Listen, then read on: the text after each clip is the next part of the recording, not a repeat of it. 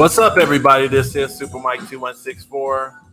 I want to have a little discussion today. Hopefully, some of you guys will come up. We will open it up, but I'm gonna lay something down first. We're gonna talk a little bit about bread and butter stuff, blackness, a few little current events, and we'll see what people think. But let me see here.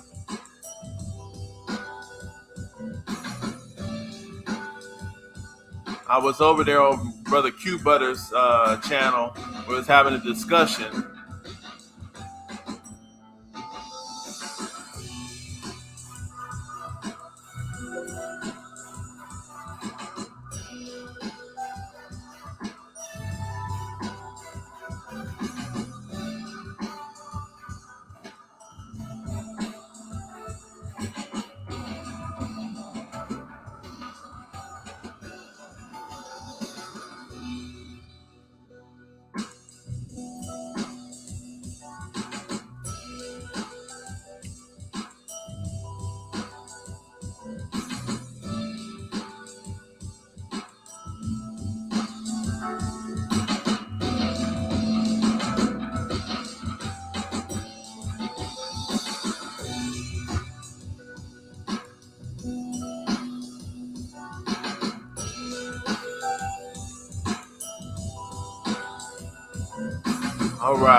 All right. So what's up, people? What's up, people? Make sure y'all share the message.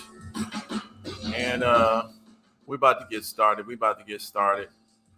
A couple of concepts and foundations I want to lay today. Well, actually, earlier today. I was talking about earlier this morning. I was on Q Butter's channel, and they have these like extremely long live streams. It's kind of weird, but we was doing that talk, and we were talking about international events and basic this and that, whatever. And then the discussion kind of turned around to where we have these guys, these basically this guy named Psychopatheus, who's always wrong. He's always wrong on so much stuff. But, some reason, sometimes people wrong, they will never admit that they are wrong, and they won't get any humility. They're just going to keep on pushing. And, and when I say wrong, I'm saying, you'll make a claim, and then the time will prove you wrong in time. And then you still won't say, well, damn, I made a mistake there. For example, and let me do it this way. I'm going to show his channel. Hold on a second here. Let me tell you. Because the thing is, we had got this discussion about, it turned to, what is this black? And people, don't want to be labeled as black and this and that, which is for some reason we always have to keep going back to. The black people are the only ones that want to keep rearranging and changing. We want to reduce our lineage. We want to cut off this and cut off that, as if we're something, as if this is going to actually benefit us. There's no plan to their cutting off and restrictions. They just kind of feel because other people are doing it, this is what you should do. And these are the type of, ideas that we see these guys coming up with. And the thing is, you restrict with a purpose. It's not wrong with doing certain restriction and cutting off and separation, but you have to have an objective. If you don't got your objective going on, what's going on, guys? Like I said, press the thumbs up, press the like button. Later on, we're going to drop the link in a minute. We're going to lay a little foundation here. We'll be talking about a variety of subjects, just the manhood role. We're just talking about how to solve problems and how to have discussions in general. But first, I'm going to deal with this blackness thing. There's a lot, when we talk online, a lot of us think that us think that our situation is small, is pointless. We look at ourselves as less than. These are the actual people, okay? And they actually say this about themselves and about their own people. So like I said, I was having a discussion over there on Q Brothers channel. The discussion turned into race, right? Turned into racial. Like one of the brothers, was a younger brother, he was confused about race and racial categories, and he was saying how, we're not black, I'm brown, and I'm this tribe, and I'm this nation and nationalities and all this sorts of stuff. And I was saying this right here is leading to the people confusion, because nobody can tell you you're black enough or you're not black enough. So the people on that channel, they had came up with something of themselves from some variety of discussions they came up with.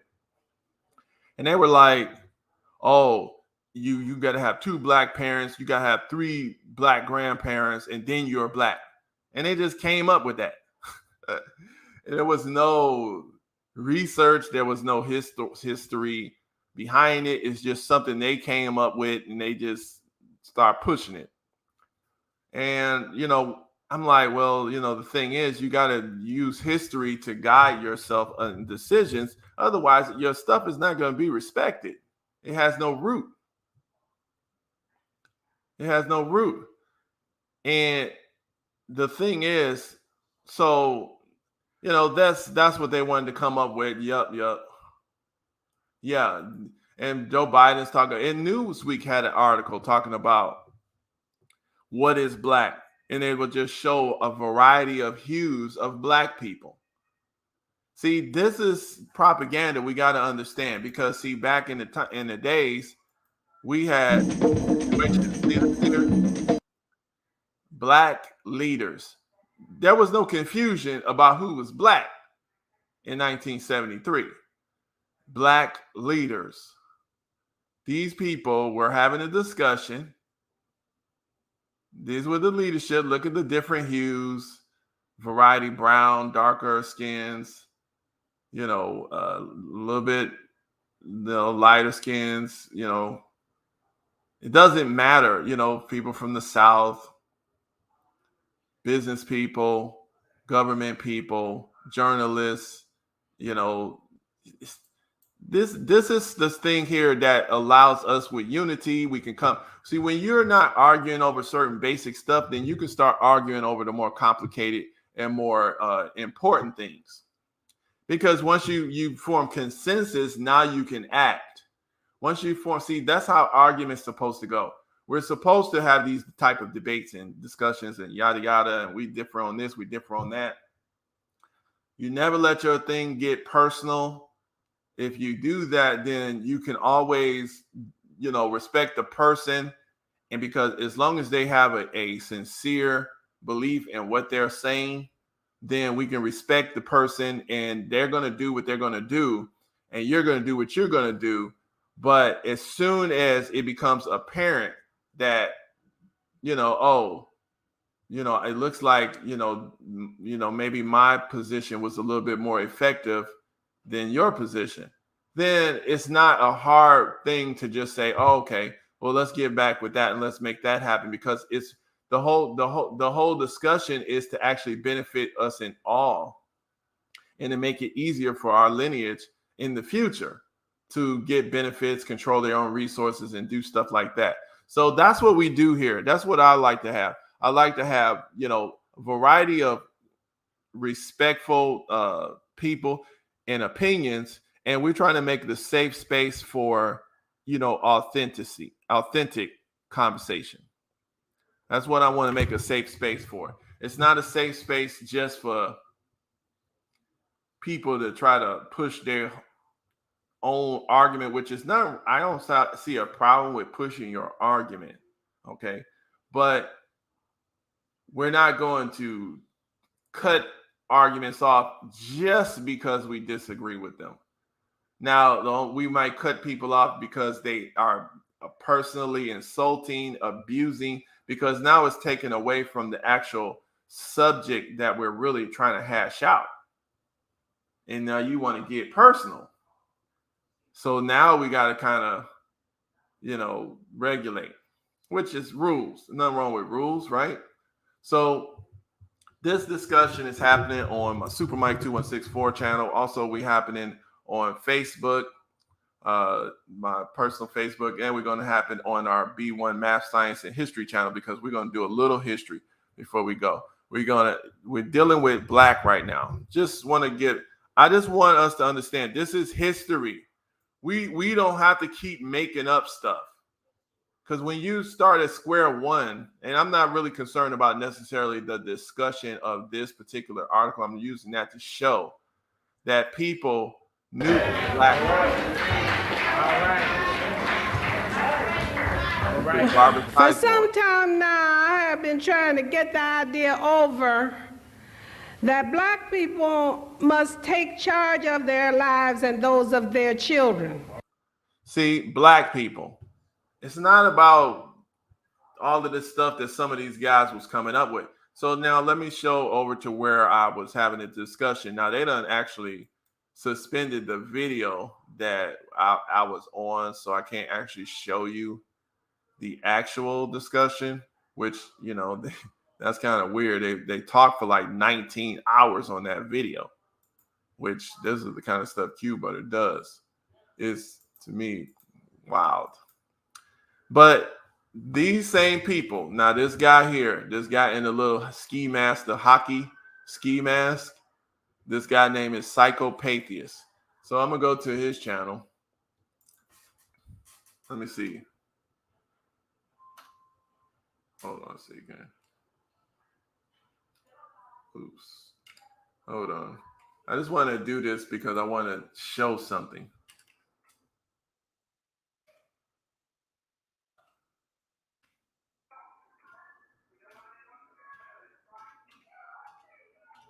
And like I said, guys, these little discussions that people have.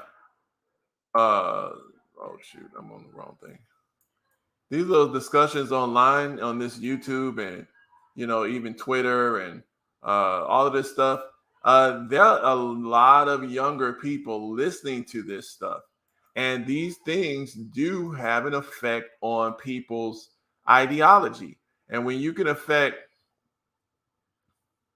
the ideology of the future generations, then you can affect decision making and all sorts of stuff like that. Let me see if this man's channel is up. Let me see something here.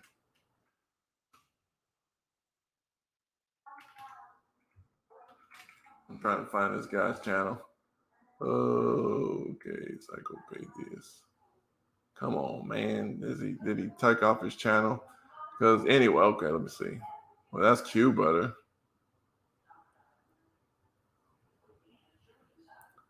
All right, so I may not be able to find his channel. Hold on one second. I'm gonna get one more try here because I just want y'all to see something.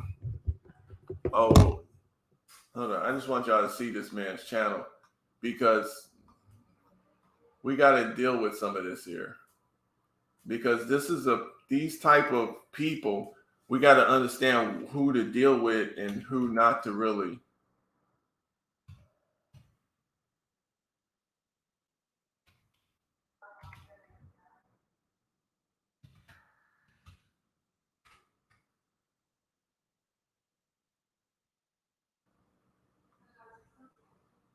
Yeah, I don't know if he changed his name or something. Dang. Let me see. I'm gonna try one more thing.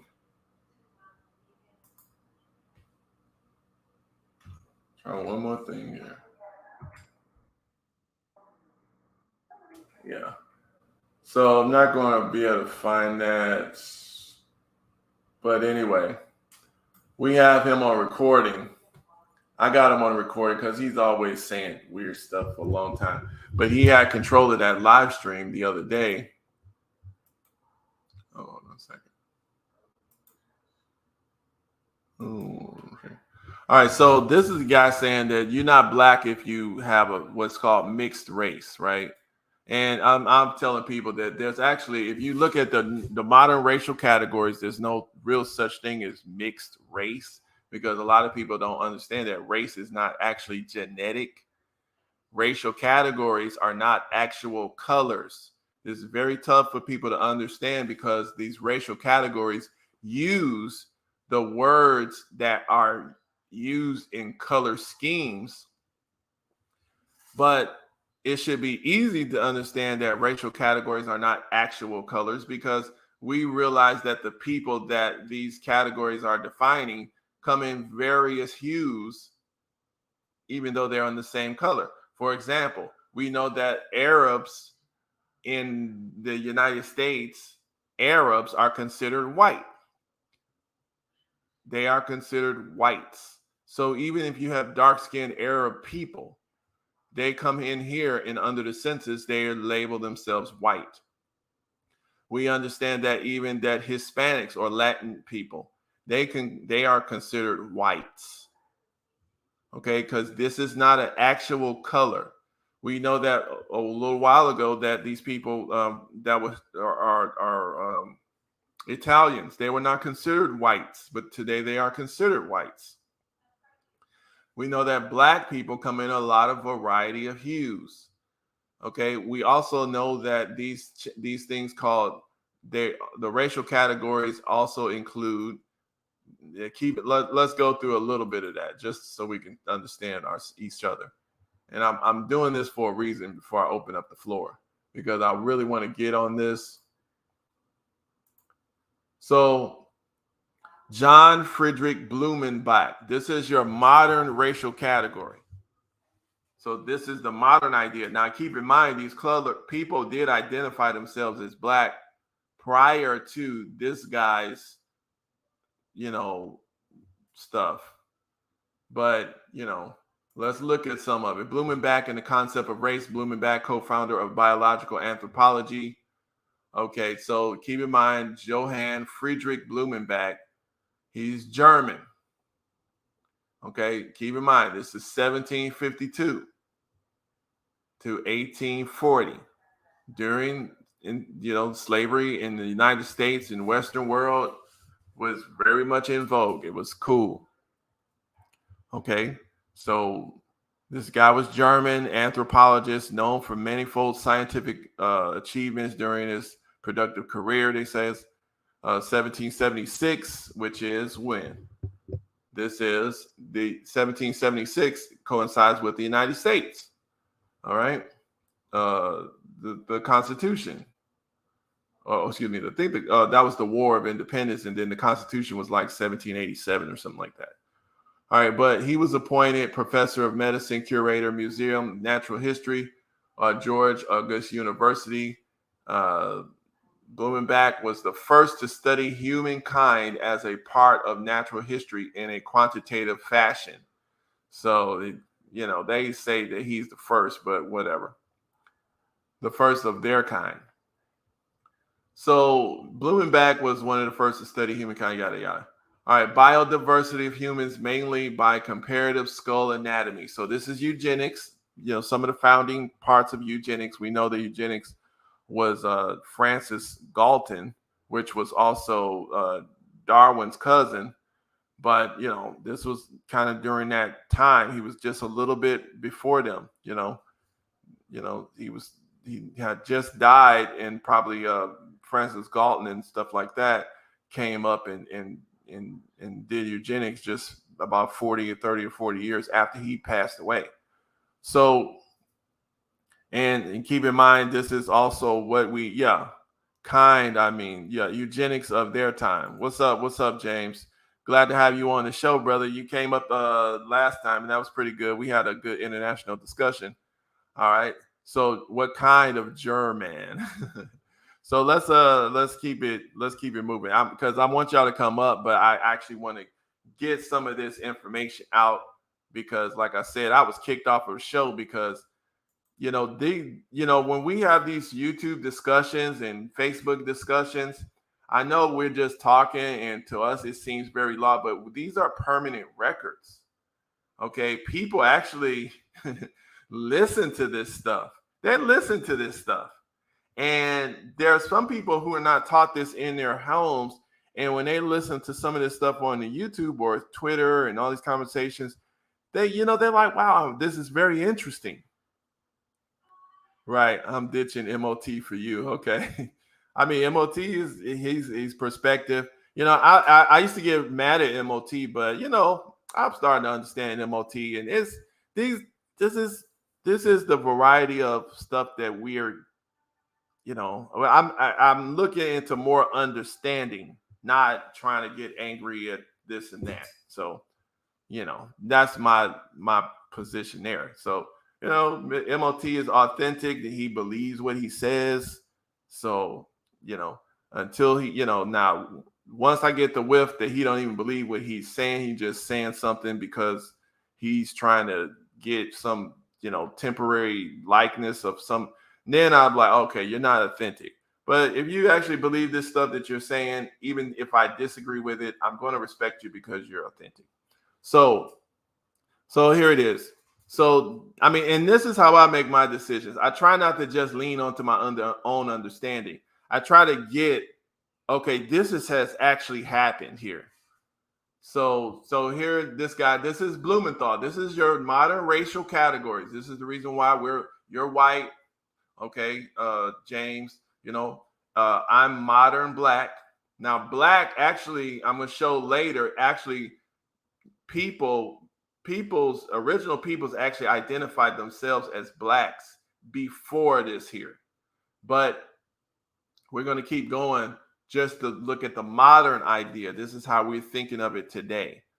Okay, so Blumenbach did his thing. Okay, so he's like he says okay, where is that? Okay, so he was looking at skulls. Okay, skull anatomy, skin color. Okay, he's best known for establishing a 5-part naming system. See, this is what this man is best known for. This is what we're dealing with now. He's best known for establishing a 5-part naming systems in 1795 to describe what he called generis humani varietas. Principes, species vero unica. Okay, 5 principal varieties of humankind, but 1 species. So, we got to look into that. See, 5, that's what he's thinking.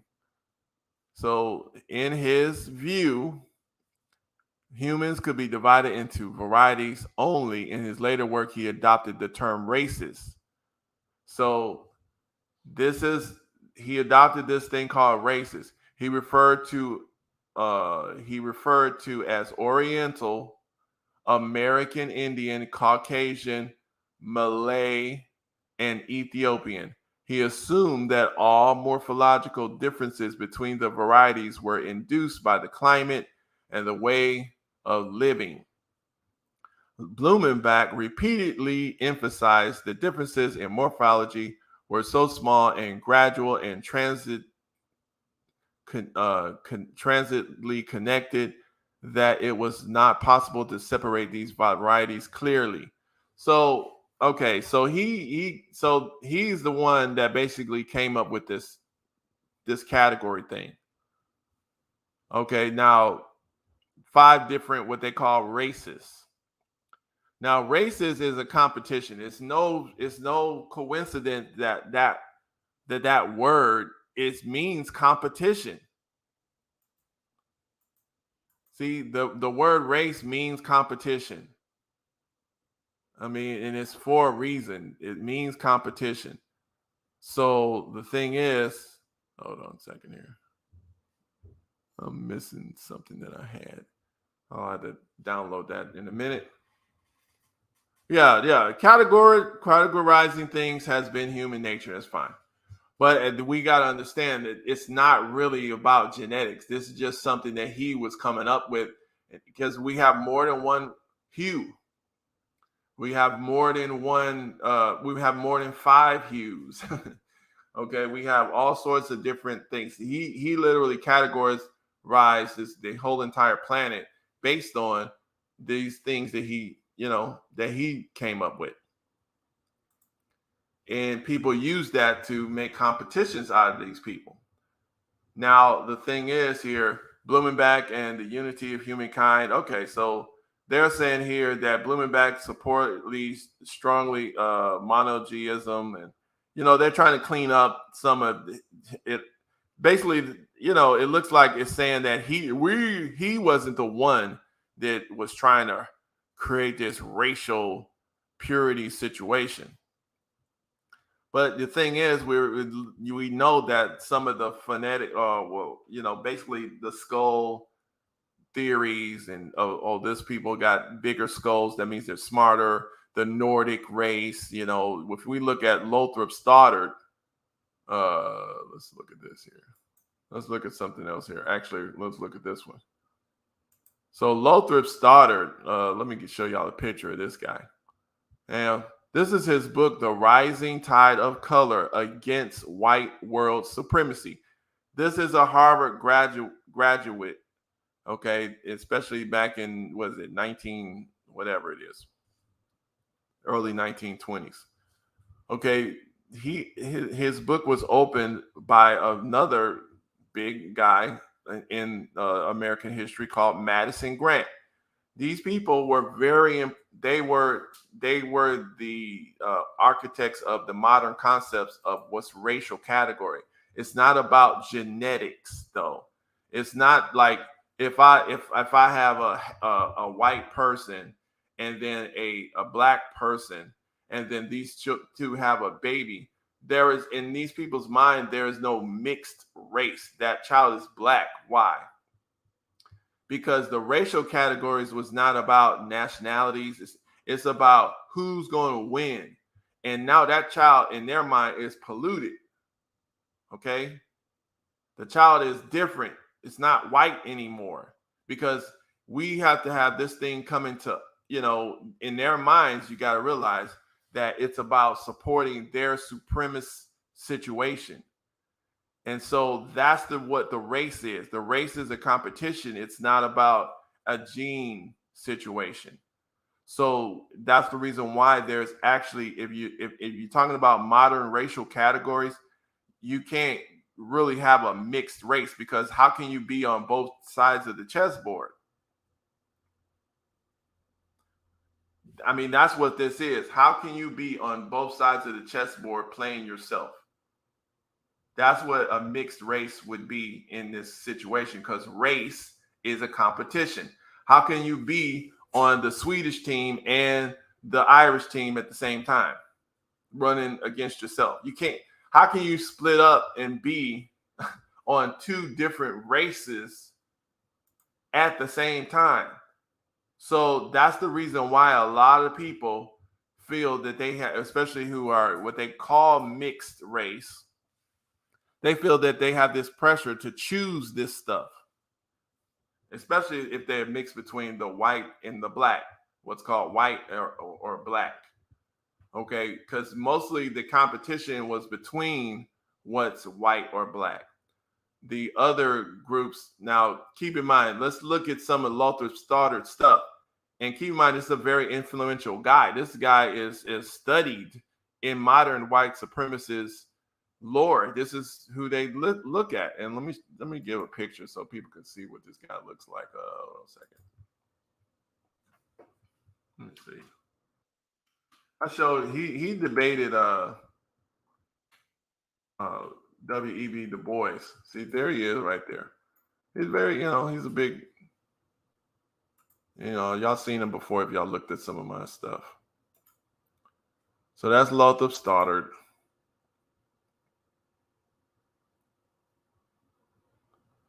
Yeah, he was beloved by President Harley and Hitler. The rising tide of color, okay, the threat against white world supremacy. That's what this thing is about. And this is why the modern racial categories, it's not about genes. So really and truly, there's in this situation, there's no mixed race. It's either you white or you black or you something else. Now, like you said, let's look at this here. Now, what Blumenbach came up with here, he says 18th century Germanist and SNAD medical degree. I'm trying to get to these categories that he came up with. Okay, let's look at this. Look at this. There, bam, bam, bam. Epigenetics. Let me see. Well, I don't see how you do that. Blumenbach apply this.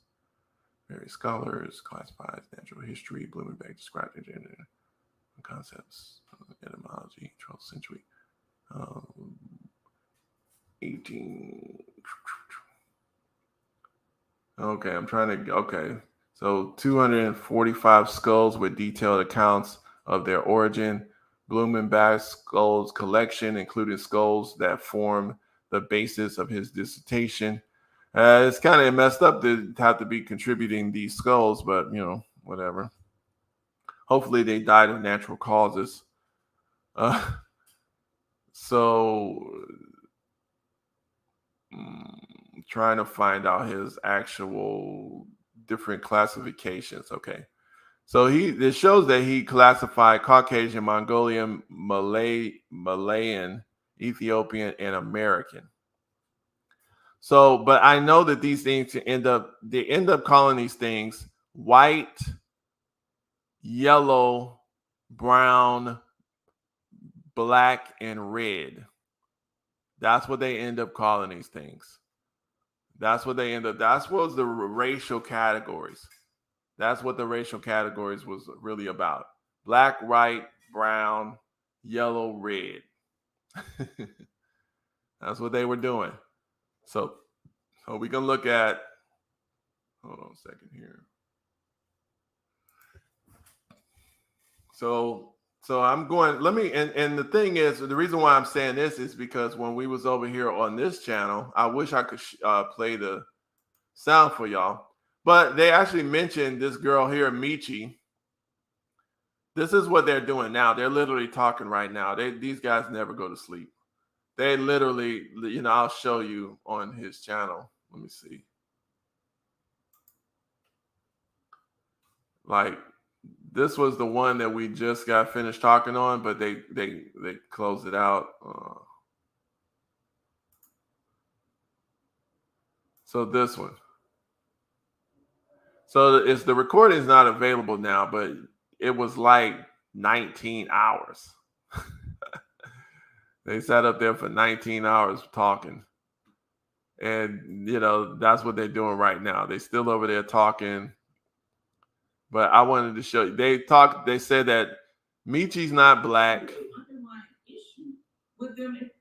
Hold on. Even though she's, she has a white father.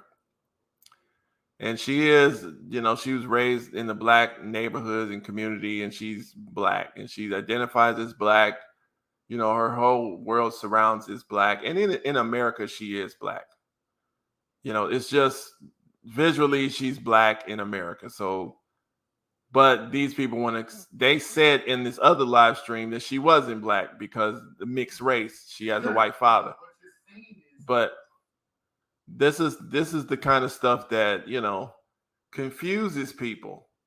And when people come out there and young people go out there and then they start telling people that they're not black enough.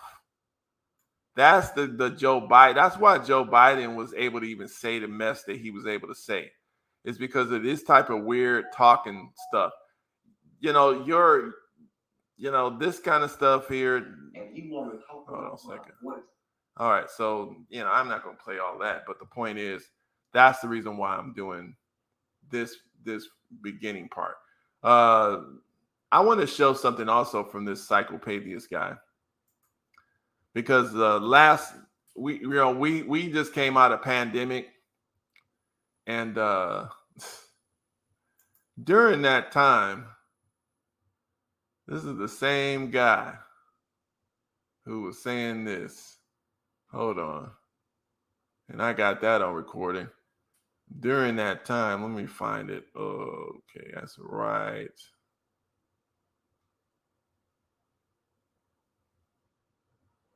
Is this one there? Let me see.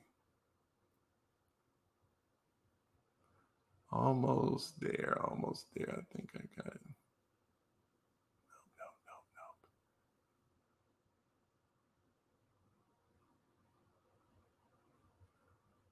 No. Let me see recordings. Yeah, see, I recorded this on Vimeo. Oh, there it is. Vaccine defenders. These guys. This was so crazy. So I can show this. I think I can show it now. Let me see. Guy was clearly wrong. He was telling everybody to go take the shot. This dude, he told everybody, go take it.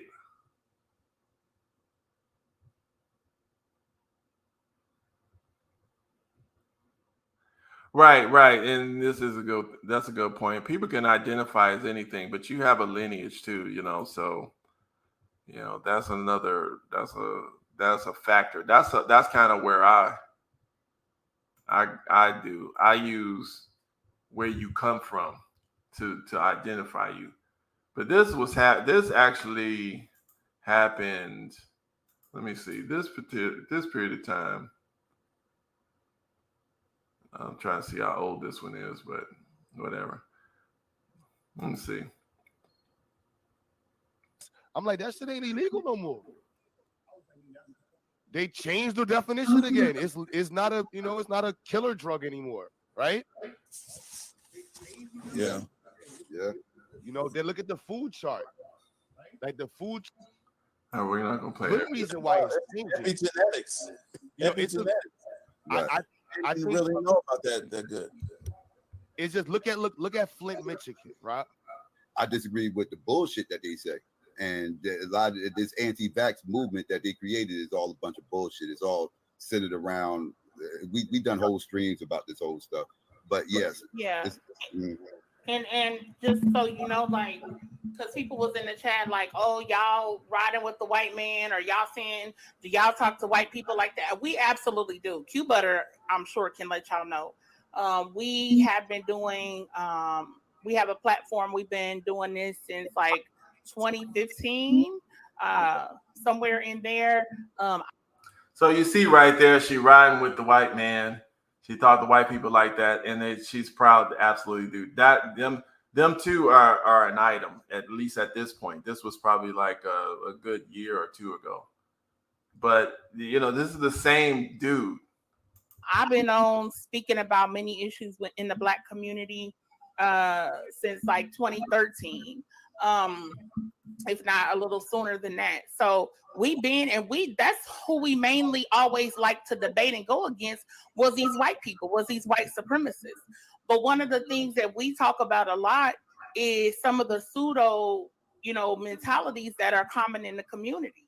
And, we love our people 100%. We go hard for Black people. But in terms of like some of the things that we're discussing, like in this case, vaccines or whatnot, there is a lot of misinformation and intentional disinformation that was placed in the Black community about these vaccines. And I know some people, have their stance, and everybody's entitled to their own choices, but we wanted to be able to break things down for people. Because let me just give you one example, and I'm going to pass the mic.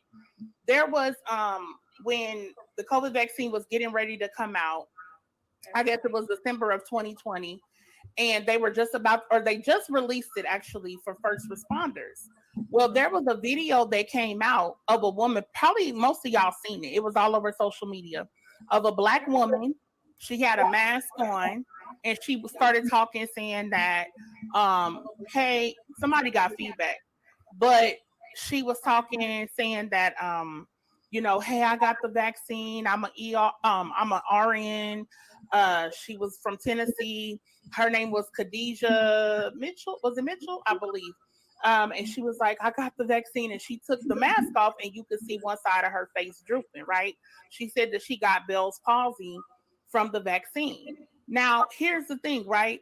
At that point, and people like Rizza Islam, a lot of these white sites, Alex Jones, a lot of the conspiracy type people put it all over social media. It was all over Facebook. It was everywhere.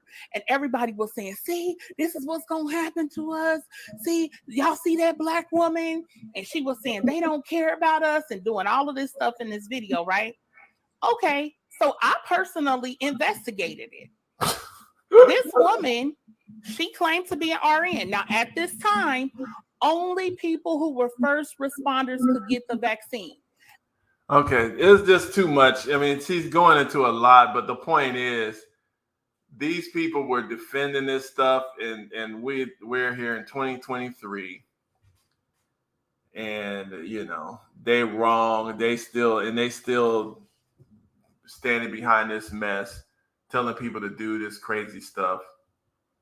And now they're trying to direct people into other ignorant, stupid stuff. You know, disunity in the community and all sorts of stuff that these people are pushing. You know, like I said, it's the same group. That's why, you know, this guy, this is today. He's still up there with the same, he never show his face. And she's there right now. So this is her right here today. Okay, so this is actually going on right now. She was just there just now. I just wanted to see. Willing to say, well, we can all come together and we can all go against the system. No, because the same gay people you try to align with are the same racist ass ones against black people. And the black folks who are in the rainbow, a lot of them prioritize their sexual orientation over their blackness. Because okay, now she's talking just a little different. So, you know, it is what it is. But the point is, I'm just saying that, you know, that's who we're dealing with. And that's the reason why I'm doing this. These people, they come up with these confusing talking points. They get online and what they do is they spread a sort of, you know, just confusion. Their whole points are just, to me, it's just weird. But anyway, that's that. I'm about to drop this link. Okay, we got this one little and just to cut that off, I just want to show. I'm gonna show and actually, you know what? I'm gonna show a couple other things. I also did this discussion because on Facebook, I'm having a discussion. People talking about black.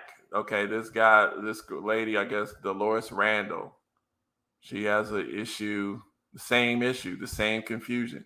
They're talking about nation states and all that kind of stuff, which, you know, there's nothing wrong with having a nation state, but, you know, black is black. It's not about all that other stuff that these nations, you can be your own nation and still be a black person. It has nothing to do with any of that stuff. So, you know, so I decided that's the reason why we want to have a little discussion on that, you know, because black is actually just so many different communities in history have just self-identified themselves as black. And it's not just from Blumenthal. Oh, excuse me, Blumenbach, whatever his name is. I was trying to show my title. But we're gonna get a little past that. Let me see. Let me stop sharing this. Oh, a second. And I'm gonna drop this here. I'm gonna drop this link just in case any of y'all want to come up, and then we get into a different discussion. Me and Leroy was having a little earlier. So that's if y'all want to pop up there. And this is a discussion that's kind of weird. On Twitter, you got this woman here. A lot of people are talking about it. You know, it's an abusive situation. So let's look. Let a man hit me in my face. Man, fuck all y'all niggas. Hold on a second. This man just hit me in my face with a brick, and all these black men just watch, and they don't give a fuck. Yeah, this man hit me, fucking grabbed a rock, and he hit me in my fucking face because I would have given him my number. And all y'all just fucking watch. Y'all see that shit? Y'all see that shit? What do y'all do? I want y'all to be a man. I want y'all to be a man and fucking do something. Y'all gonna let a man hit me in my face? Man, fuck all y'all niggas. So that was the situation. We'll play it again. A lot of people are saying that, you know, this woman is she's radical feminist, and that's some of the stuff that she probably deserved, and it's karma. This to me is, I don't care what the girl did and what she does. And people saying, oh, she's trying to get extra attention because of this. Dude, it doesn't really matter to me, because if this is true, she's standing here and these guys talking about, what do you want us to do?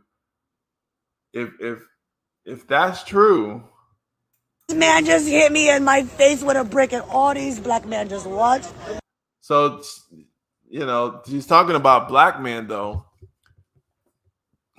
These are really people from different cultures. Now, she's a Somalian woman.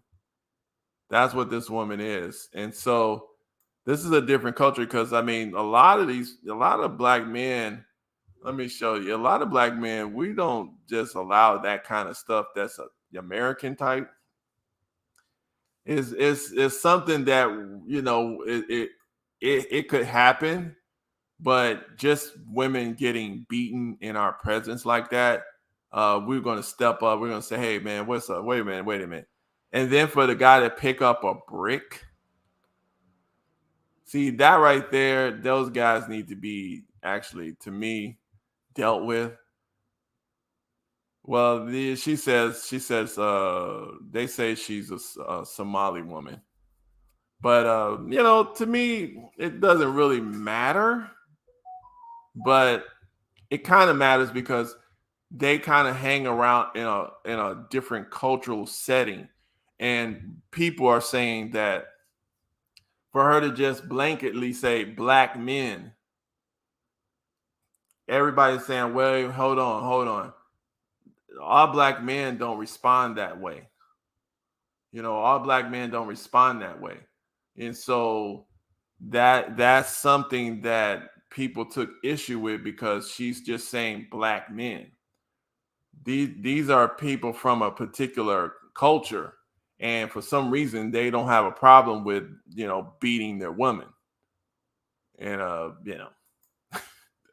so a lot of folks are kind of pushing back on her because of that. And that's that's kind of one of the bigger issues that's happening right now. People are kind of pushing back on that. So so that is what it is. Like I said before, with me, let me see.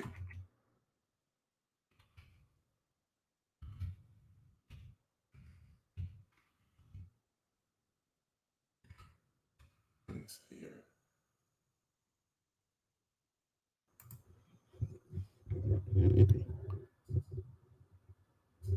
So it said Trinidad and Tobago. So right here, we got this situation. Now let's look at another video from her. I looked at the other video, and like I said, I kind of believe it. And like I said, I dropped the link if y'all want to come on. I never did anything in my life to hurt anybody. Some people were saying, and it's kind of interesting. Me and Leroy had a conversation about this, and I looked on my Twitter feed, and then Tariq Nasheed had already actually had a conversation on that. Well, the thing is, everybody is separated into subcategories. So let's look at that. That's a good point. There you go, Leroy. Oh, what's man, up? What's up? There you go. Yeah, but let's do it like this. Everybody's actually separated in subcategories. Keep in mind, this is the reason why I started off with this black conversation, because a lot of times we think that it's so racial categories is arbitrary. It's actually not. It's only arbitrary because people keep making up stuff, because they don't actually go into the origin of this thing that we're dealing with right now. Because when you go into the history of a thing and you start from the origin of it, now you can't keep playing with it every generation. So right now we got a lot of people that's dealing in ignorance. And so they think, oh, race is just a social construct. Okay, well, who constructed it? Because like I told Dolores over here on Facebook about this issue, race. Nations are a social construct too.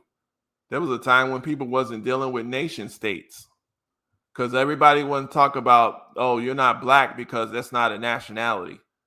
Well, everybody is not a part of a certain nationality. You know, nationality is a social construct as well, and those things change. So this is, these are the type of, points that I think is good to deal with in an intelligent way. And that's why I said what black is, and even white, those were constructs that people came up with to dividing people, because these folks had decided that they wanted to compete against the colors. The people, they decided that white is not a color and everybody else is a color.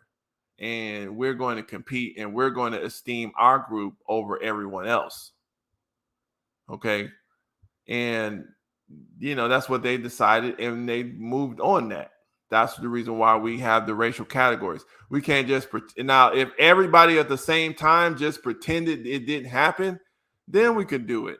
But you don't have a world like that where it's enough people that's going to pretend like racial categories never happened. You're going to have to do the work to try to clean that up if you want it cleaned up. So, yeah. But like with this girl here, yeah, just like white people, they have French, they have, Germans and all these different things. Black people have differences too. So we can split black folks up because we have different challenges. It doesn't mean that they're not black. It just means that they just have this different challenge in that country based on whatever history that they had. So I look at it like that. And let me see. So around here, it shows here that they said a lot of women, in Trinidad and Tobago, they getting ignored by their government. They're getting beat up. These men are beating these women up down there. And could this be an overall response to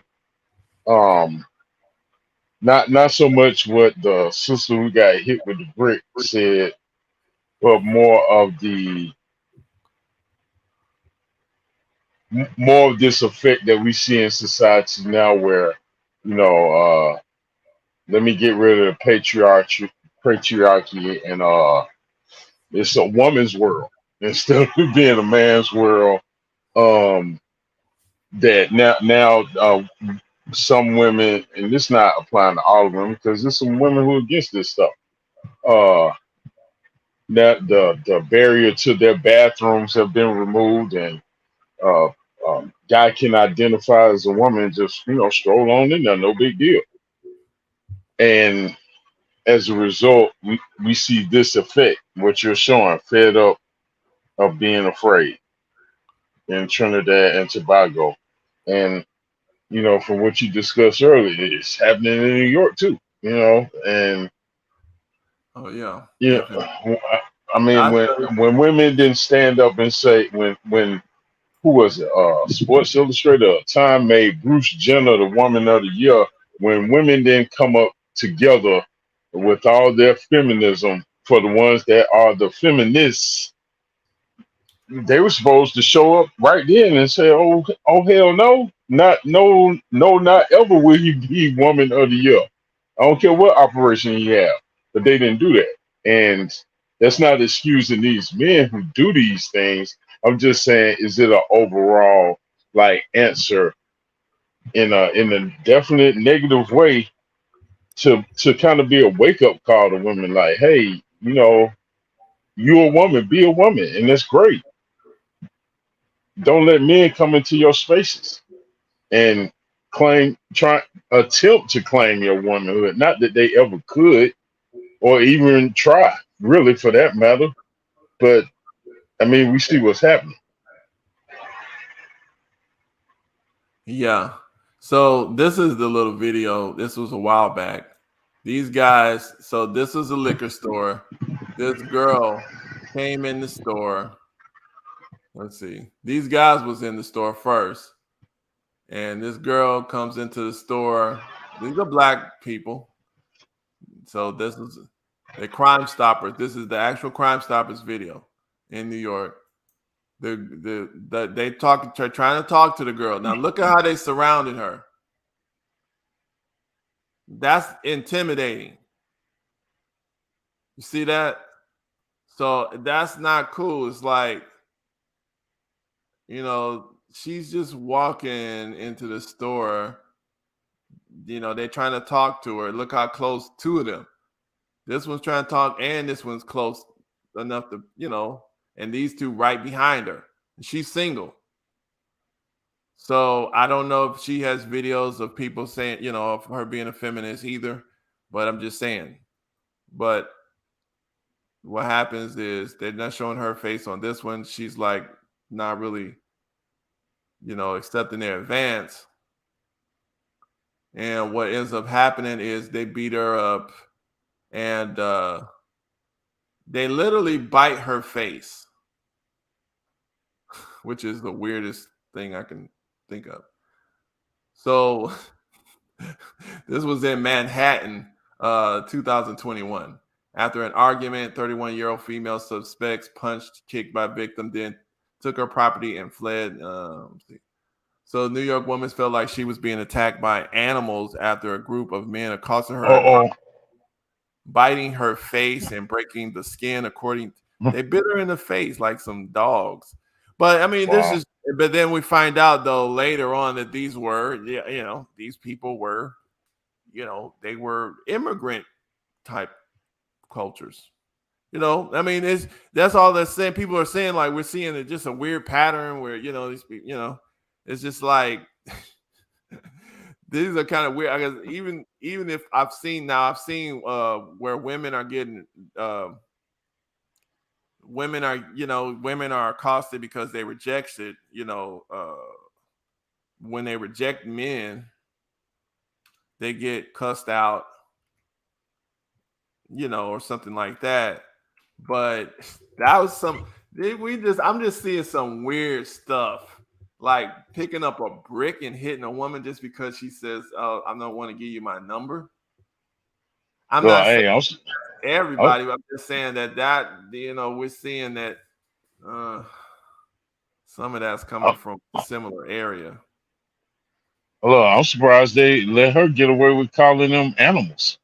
You know, it's just, you know, look, and I'm not even saying they weren't animals in that animalistic behavior. It's just if that's said by James, is he still up or coming up? If he says it about someone, he's gonna be called a racist. Well, instead of just dealing with the situation, now there are times when race plays a factor in, you know, whatever the event may or may not be, but it's just funny that, you know, we live in a time now that depending on who says what can determine the reaction just as much as what the who has said. If you get what I'm saying. Okay. This is interesting. So, I mean, I'm going to go down this road here. Like, okay, so you see what I typed in Google here, right? I said, woman attacked for rejecting men. So, okay. And that's just, you know, there's no race in there, right? Let's see what pops up.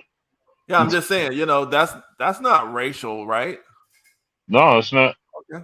It's gender. The first click though was from Africa. I don't know. Now this is Cape Town, so South Africa. It could be a white person. You know, I'm gonna look at it real quick and let's see what happens here. And the answer is so so I'm not gonna even go into it deep. This woman loses an eye. Wow. After rejecting man's advances. Okay, so this Good night. Okay, so okay. So Okay, that's just one incident though. We can't judge everybody. Let's just keep it moving. I want to see what this one is. Okay. Now, you know what? Go down to number 10. Don't even try next one. Just go down some. Okay. Let's do that. Yeah. One. Give them the benefit. Give them the benefit of the doubt. 4, 5, 6, 7. Oh my God! Look at everybody. Look at this images for women attacked for rejecting wow. Well, black women are the most attacked. I mean, they have told us ad nauseum. Okay. So. Okay, my bad. Go down to number 100. No. I'm gonna go down to 10. No, let me do it. 1, 2, 3, 4, 5, 6, 7, 8, 9, 10. Let's see what this one says. Yeah. What is it? 24-year-old man. It says 24-year-old man's house bulldozed after he brutally. Okay, let's see. Let's look at that. Okay, I mean, what did his house have to do with what he did? Let's see. How about give his house to whoever was brutally attacked? No, it says.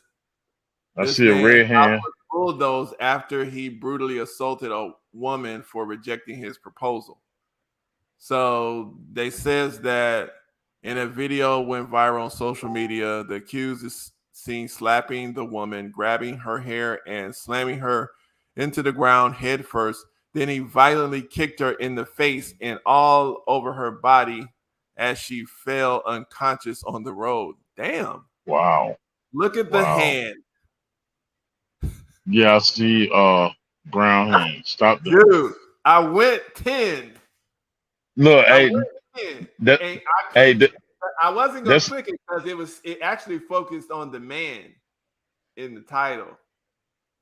Oh look, man. They have told us we received the directive. Black women are the most attacked ever. Well, and after them is trans women. Saying earlier, that's what I was saying earlier when we was talking. And shout out to you for giving me a call. But the thing is, it's like, dude. Okay, but this is actually this is overseas too, though. So that's another thing. This is India. So India has that problem too. So I hear they be I heard it was like a gang rape situation that was happening a lot of times over there. Wow. And there was, at least at one point in time, I don't know if that was still happening in that manner, but a lot of times they get reprisal. Like if you mess with a woman, they coming after whoever did that. So at least that's good. But yeah, so what happens is he, I guess this is what happened. He, like you said, trashed her, beat her. This was in India. So, who made you see that hand? That's how you say black without saying black. Right. But I mean, well, and see, that's another reason why I was actually dealing with the black thing, because even in India, there's a black tribe. There's a black identity. Oh, yeah. There's people in India that identify as black. And so that's what I was saying. Some of us, we think we made it up. And sometimes we think white folks made it up. Now, Blumenbach made up the modern Western racial categories. So he made that up. But when we're dealing with the ancient peoples self-identifying themselves as blacks, that right there, you see that in a lot of parts of history. Even Somalia, Somali means black face. Kemet means that they're cognate words that literally mean black. They have words that honor the soil, because a long time ago, people realized that black soil is better than, sand for growing. Yeah. So people literally honored that black was not this negative term in all of human history. And And look, and it's still not. And it's well, still not. it's definitely not. But I mean, now what does it kind of is a little, if you think about it, because they kind of trashed it. I mean, yeah, that's only because they tried to add these things to it that don't go with it. And I mean, you can imagine what I'm talking about. I mean, you have a whole community that's based on their sexual proclivity, and those that use that community to manipulate society as a whole attach their mutable characteristic to our immutable characteristic, which is to tie their sexual proclivity to our color as a manner of making okay what who someone loves, or however they want to put it, goes. But I mean, it's really really weird My fault. that we find ourselves in this place in history where they take our immutable characteristic and try and put it on a lifestyle. Computer crash. Can y'all hear? Uh-oh. Yes, sir. You back? Well, yeah, the computer crash. I'm on the phone real quick, but yeah, keep going. Yeah, but they to back up to the girl that got hit with the brick, though. Right before you went live, I was watching Willie D, and I didn't catch all of it, and I had to go back and watch, but he made reference to maybe her video, the initial, where she going off on men, may have been edited. I don't know if that's true or not. Right. I would have to watch the rest of his video, and that is a possibility, I guess. But if those are her words, even if they aren't, we can't pretend like there aren't those kind of women that they're not out there. They are. And, I hate for them to get their wake up call in such a manner. But, sometimes words don't work. Well, I mean, I say it this way, and y'all can hear me, right? Because sometimes it's through my phone. Yeah. Okay. Go for it. Yeah. But the thing is, I say it like this, man, like I said earlier, when you got your women are out of control, cussing you, disrespecting you. I mean, when I say you, I'm talking about even you generally. Like this woman's out here cursing all black men. There's videos of her, she just talks. She likes to play these little performative skits where she just goes white people, white men, and slaps them in the face. Oh, well, but you serious? Yeah, and it's not real. You can tell it's not real. It was a situation basically where, you could tell that this white man had agreed to this because she's not really a good actor, and she kind of slapped him in a kind of way, and you could tell. And sometimes white people get off on stuff like that. So, Yes. Yeah. So S&M all day, baby.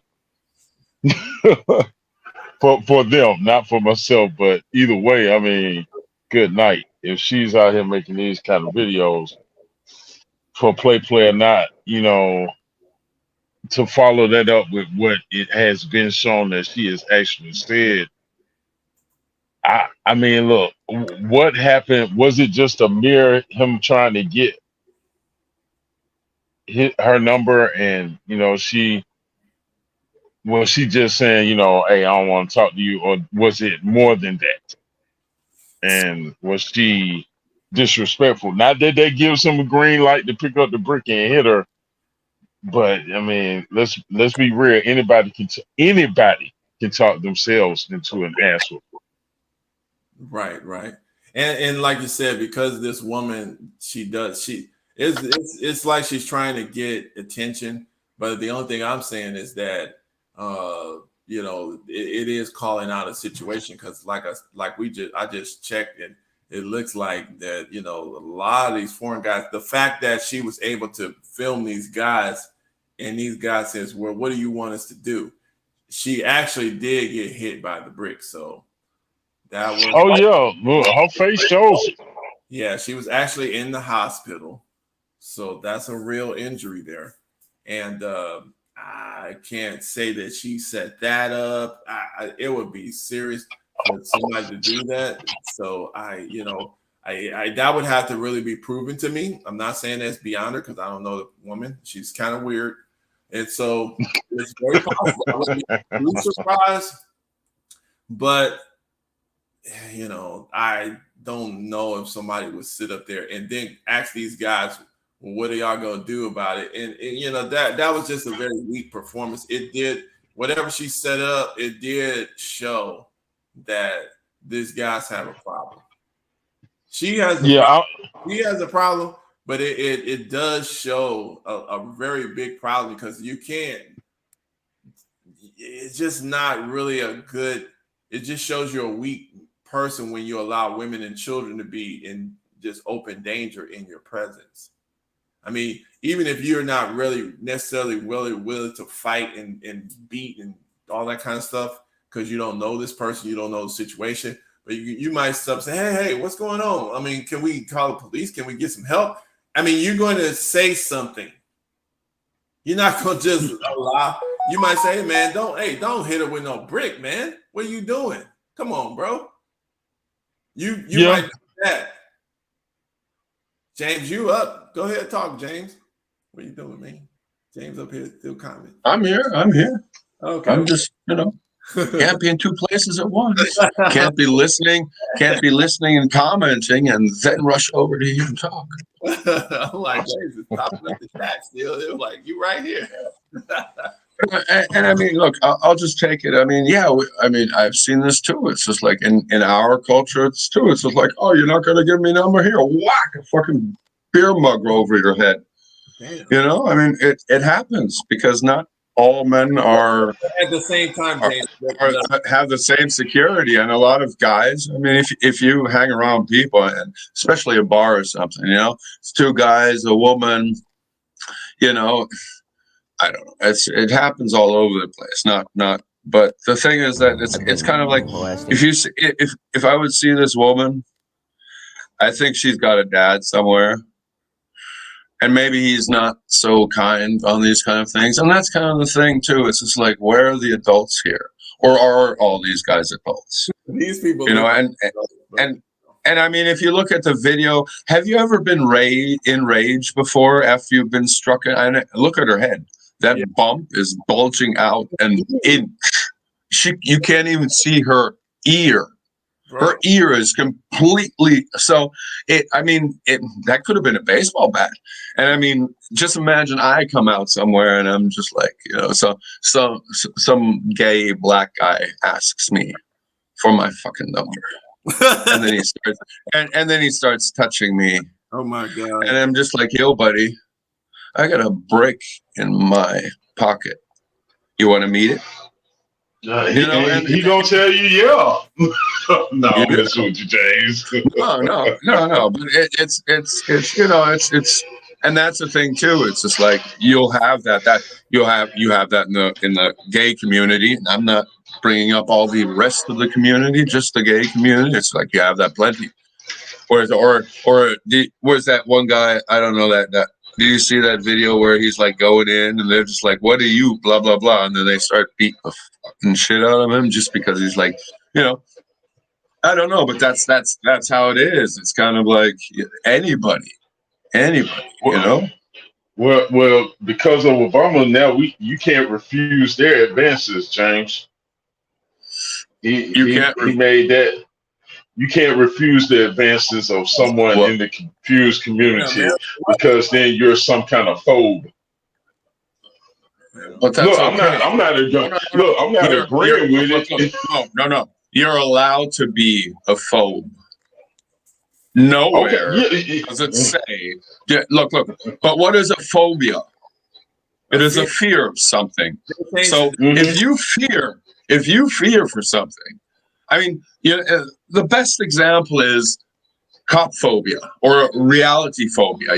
When they say I feared for my life, That's a real fucking threat for people. And they are allowed to kill anybody if they fear for their life. True. You know, so fear is a real thing. So if you fear somebody, it doesn't mean you hate them, but you just fear them. That's what, you know, they've made it into this hate thing because they're redefining all these words and saying, no, it doesn't mean this now. It means that. It's just like, no, if I'm remember that movie Arachnophobia? Yeah. Well, those spiders were aggressive. Now, if those spiders would be as aggressive and as trying out to kill you, like the trans community, that's it. I would start being a little bit more transphobic because honestly, I don't like spiders since that movie. Like, you want to go down to your stairs in the cellar? Anyway, that's the rhetoric they're telling. That's not the manosphere. That's the transosphere. It's just like, no, you're not allowed to be scared of us. Call me a fucking woman. And my I'll face rape with you a in the brick of bathroom. all these Oh, black well, men. shit. Hey, but look, it's not they've also taken that word phobia, because that's just a guilt trip, a Jedi mind trick to try and get you to buy into what they're trying to put on you, because like you said, it means fear. Well, no one's scared of them, and to try and project that onto someone else is really them revealing their own fear of not being accepted for what they're doing. And look, it is what it is. If you want to live like that, knock yourself out. But once again, as I always say, that doesn't mean everyone else has to be involved. We don't have to cheer you on. Don't make your business my business, you know? Yeah. And I mean, if same thing. If I'm on the side of the street and I see a bunch of guys that happen to be freaking black, and you know, and they take a brick to any woman's face and stand around there. I mean, and back to that rage factor. It's just like, if you're in rage, you blame a lot of fucking people out of nothing. That's what rage is. And I mean, she's holding herself pretty well. I don't know why she got knocked with a brick. Let's look at it. And they don't give a fuck. Yeah, this man hit me, fucking grabbed a rock, and it hit me in my fucking face because I would have given him my number. And all y'all just fucking watch. Y'all see that shit? What? Y'all see that shit? What y'all trying to be a man? That right there. Okay, so we don't even know if it was a black man or a white man that took a brick. It was any man. No. And then she's blaming all the guys that are standing around. But the guy is right there. She said this man, and she kind of pointed. If you looked at, so the guy is still there. All right. Yeah, but this is also the kind of thing. She needs to go get some of her girls and ride on out. Yep. Gang rapers don't really care. But the guy was from. Oh man, shit! I'm the last one raping her. I better call the cops. Oh my god! She was in a dangerous situation, and she decided to get online. So that was kind of weird. You could get online, but you know. Yeah, you get online. Everybody knows your location. Everybody knows where you are, just in case. You know. Oh, maybe. I mean, what was she supposed to do? Turn her back, walk to her car, drive off? To me, I would have told her to leave, and she can get online as she's leaving. Yeah. Get somewhere safe instead of staying in the place where you already got hit with one brick. Yeah, because another one may be on the way. Oh, you're trying to get away now, bitch? Here's my second brick. Boom, right to your nose. And another time, and another time, and another time. And boom, pop your fucking skull open. Now, see you later. You know, it shit happens. I mean, you never know what situation you're going to be in. I mean, you know, maybe half of them are just boys out there. You know, she doesn't look like she's 22 either. It's a video of I don't know if y'all seen it. It pops up every now and then on my timeline of this. It's in a bar. And this white girl walking towards someone that's off camera. and it's another white guy sitting at the bar. She's saying something in a European dialect and gets the snot slapped out of her, and she goes to the ground. But see, that one is a little. What? That's the only reason why that's a little different is because you can tell that everybody knows each other. Oh yeah, no, I mean nobody made a move to help her at all. She got up and walked over to the bar and held her face and just stood there. She wasn't whatever she was saying in her language, and it sounded like she might have been popping off. She wasn't popping off anymore. And granted, we don't know what she was saying, but I'm just saying in that instant, nobody helped her. Well, I mean, I've experienced that in America. Honestly, like that, Americans have a problem with like people speaking a different language.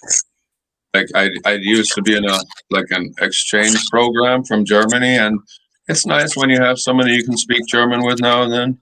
But man, people would be vicious. They'd be like, "In America, we speak English. Blah. If you don't like it here, go back to your own fucking country." And it's just like this, and I'm sure it's gotten a lot better over the years. Yeah, but it wasn't about her language. You know, like I said, I couldn't tell what she was saying. It did seem sort of aggressive, but you know, she got slapped senseless. And once that happened, you know, I checked her mouth, whatever it was. And I mean, and that's why I said in the video that you just showed with the black chick, we don't know what the interaction was between her and him. Granted, it doesn't condone him picking up a brick or a rock or whatever and hitting her in the face with it. But suppose he approached her very gentlemanly and, you know, she reads him up and down, left and right. That doesn't mean that what he did is okay. But I mean, we have to admit that a woman can push a man's buttons, and it can go very bad for her, you know, and that's why women shouldn't put themselves in those positions. You know, granted, you know, that doesn't condone his actions, but as much as a woman can, don't set yourself up to get hit. Right. Well, I mean, women can dress freely too and be very attractive, so they shouldn't be blamed for getting raped either, right? No, James. Well, but they should. Well, baby, you dressed with that. You were looking for it. What, to get raped? Yeah. Oh, please take a brick to the back of my head while you're doing it too. No, but look, James. Right, so when they do dress, hold on, mate. When they do dress like, oh yeah, that's it. That's it. So now let's look. Now All right, I'm not defending anybody. I haven't seen the video. Let's look at this video. Let's see. No, because I mean, to me, James made a good point, and that's kind of what I was saying earlier. I know. You know. Anyway, let's look at this and then let this one roll.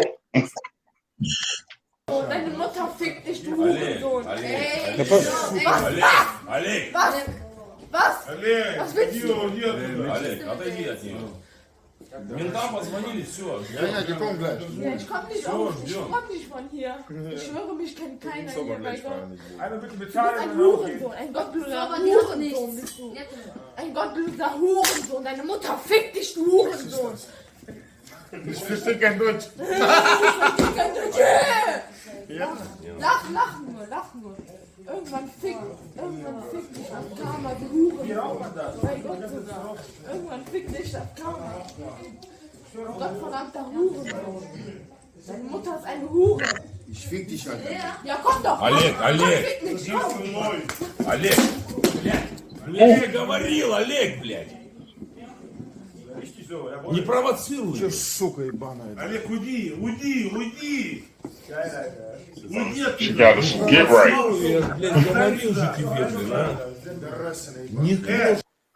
All right, so we see that was a kind of totally different situation. She actually pull together, honey. She actually hit. She did, but even here, even if she hits you first, you're expected to, you know, not retaliate and all of that. And discretion is the better part of valor. So we get that maybe he shouldn't have unleashed on her, but she once again she put herself in that position. But to speak to what you said, James, yeah, they can dress provocatively, and no, that does not mean that they should be raped. Language. But when it comes to just approaching women, you know, if you're dressed a certain way and a guy likes it and he decides to say something, you can say that you're not interested without being disrespectful.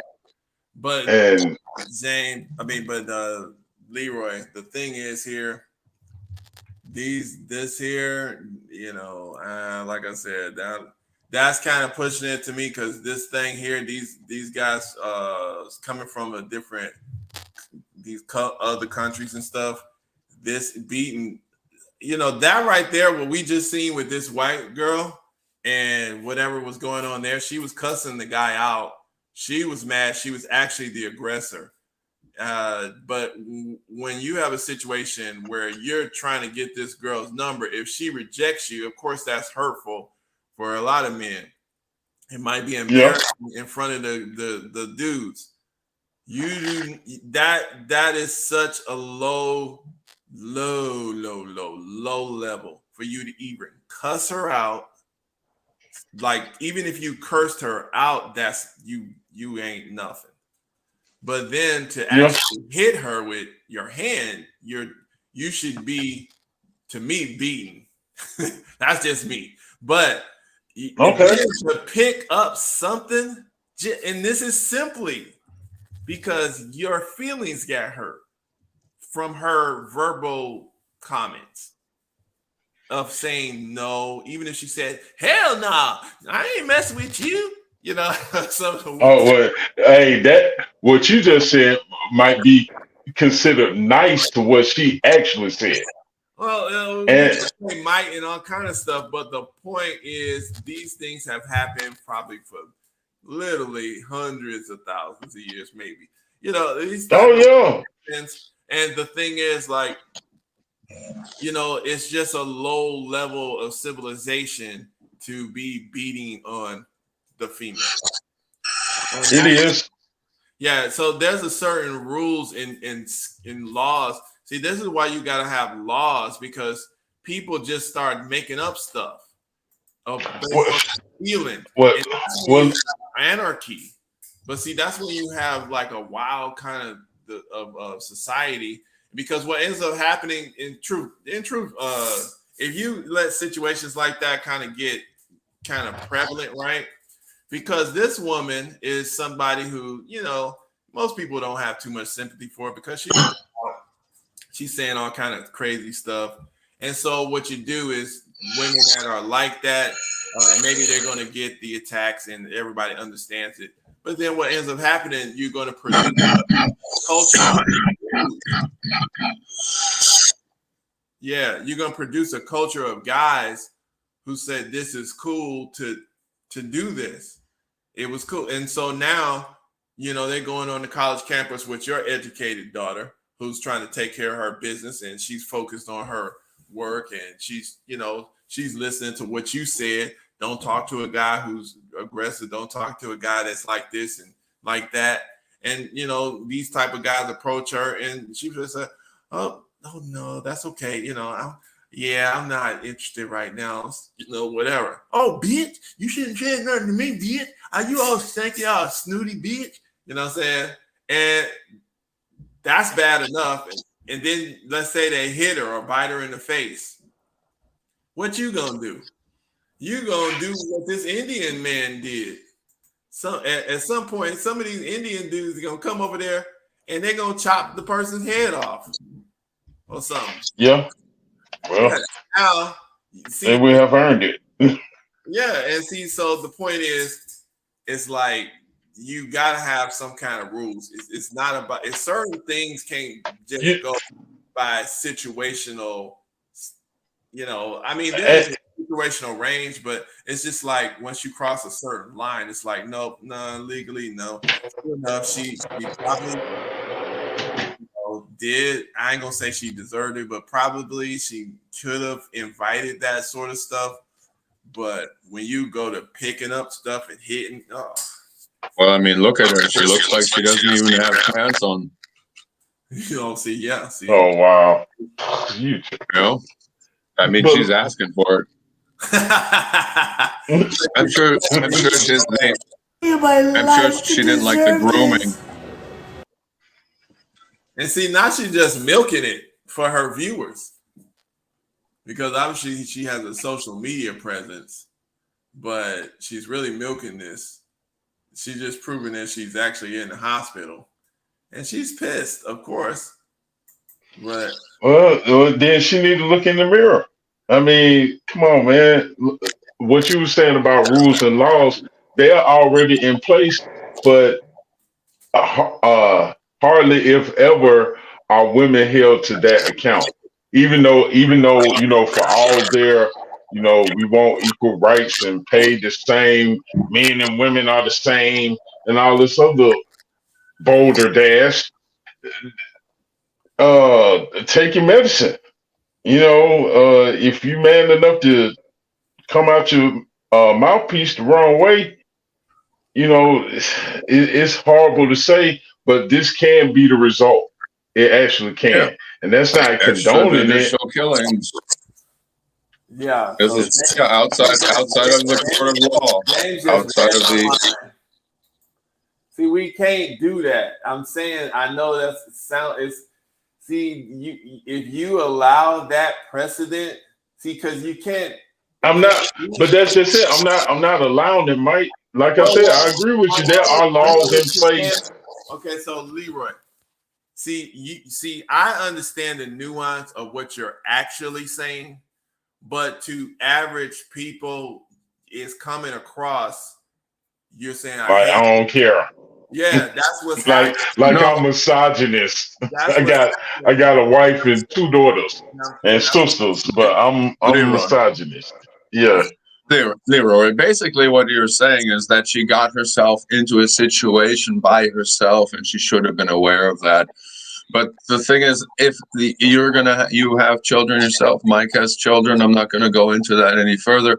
But these kids need to be taught that too. And yes, they will only learn through experience that they have to make themselves. And unfortunately, we cannot teach them that. We have to let them. I don't have kids, but I'm just assuming how my parents were with me at some time. They were just going to have to say, well, we haven't seen him for 3 days. He may come home, he may not come home, and he's out there making his experiences. And sometimes, if you're out all night, who do you meet? Cops and predators, So it's, I mean, that's it, You start learning which roads to take, where the cars can't drive, where the cops usually don't stand, where where they don't see you. You start wearing black. You start wearing, the field ways. This is how you experience the streets or the frickin' woods where you live, and everybody has. Try being a gangster in a national park. Doesn't work. Hey, let me ask you both this question. So we know there are laws in place, right? Domestic violence laws. Mm-hmm. We have men that identify as women and go into MMA rings and destroy women in the ring. How can women in turn, I think if they're gonna competition? Look, if women are gonna allow this and not stand up and says, okay, how can they then in turn expect the law to protect them when they won't even take the steps of saying, look, we're not fighting men. We're not gonna do it. I don't care what he identifies as. I'm not gonna get in the ring with him because I know how this is gonna turn out.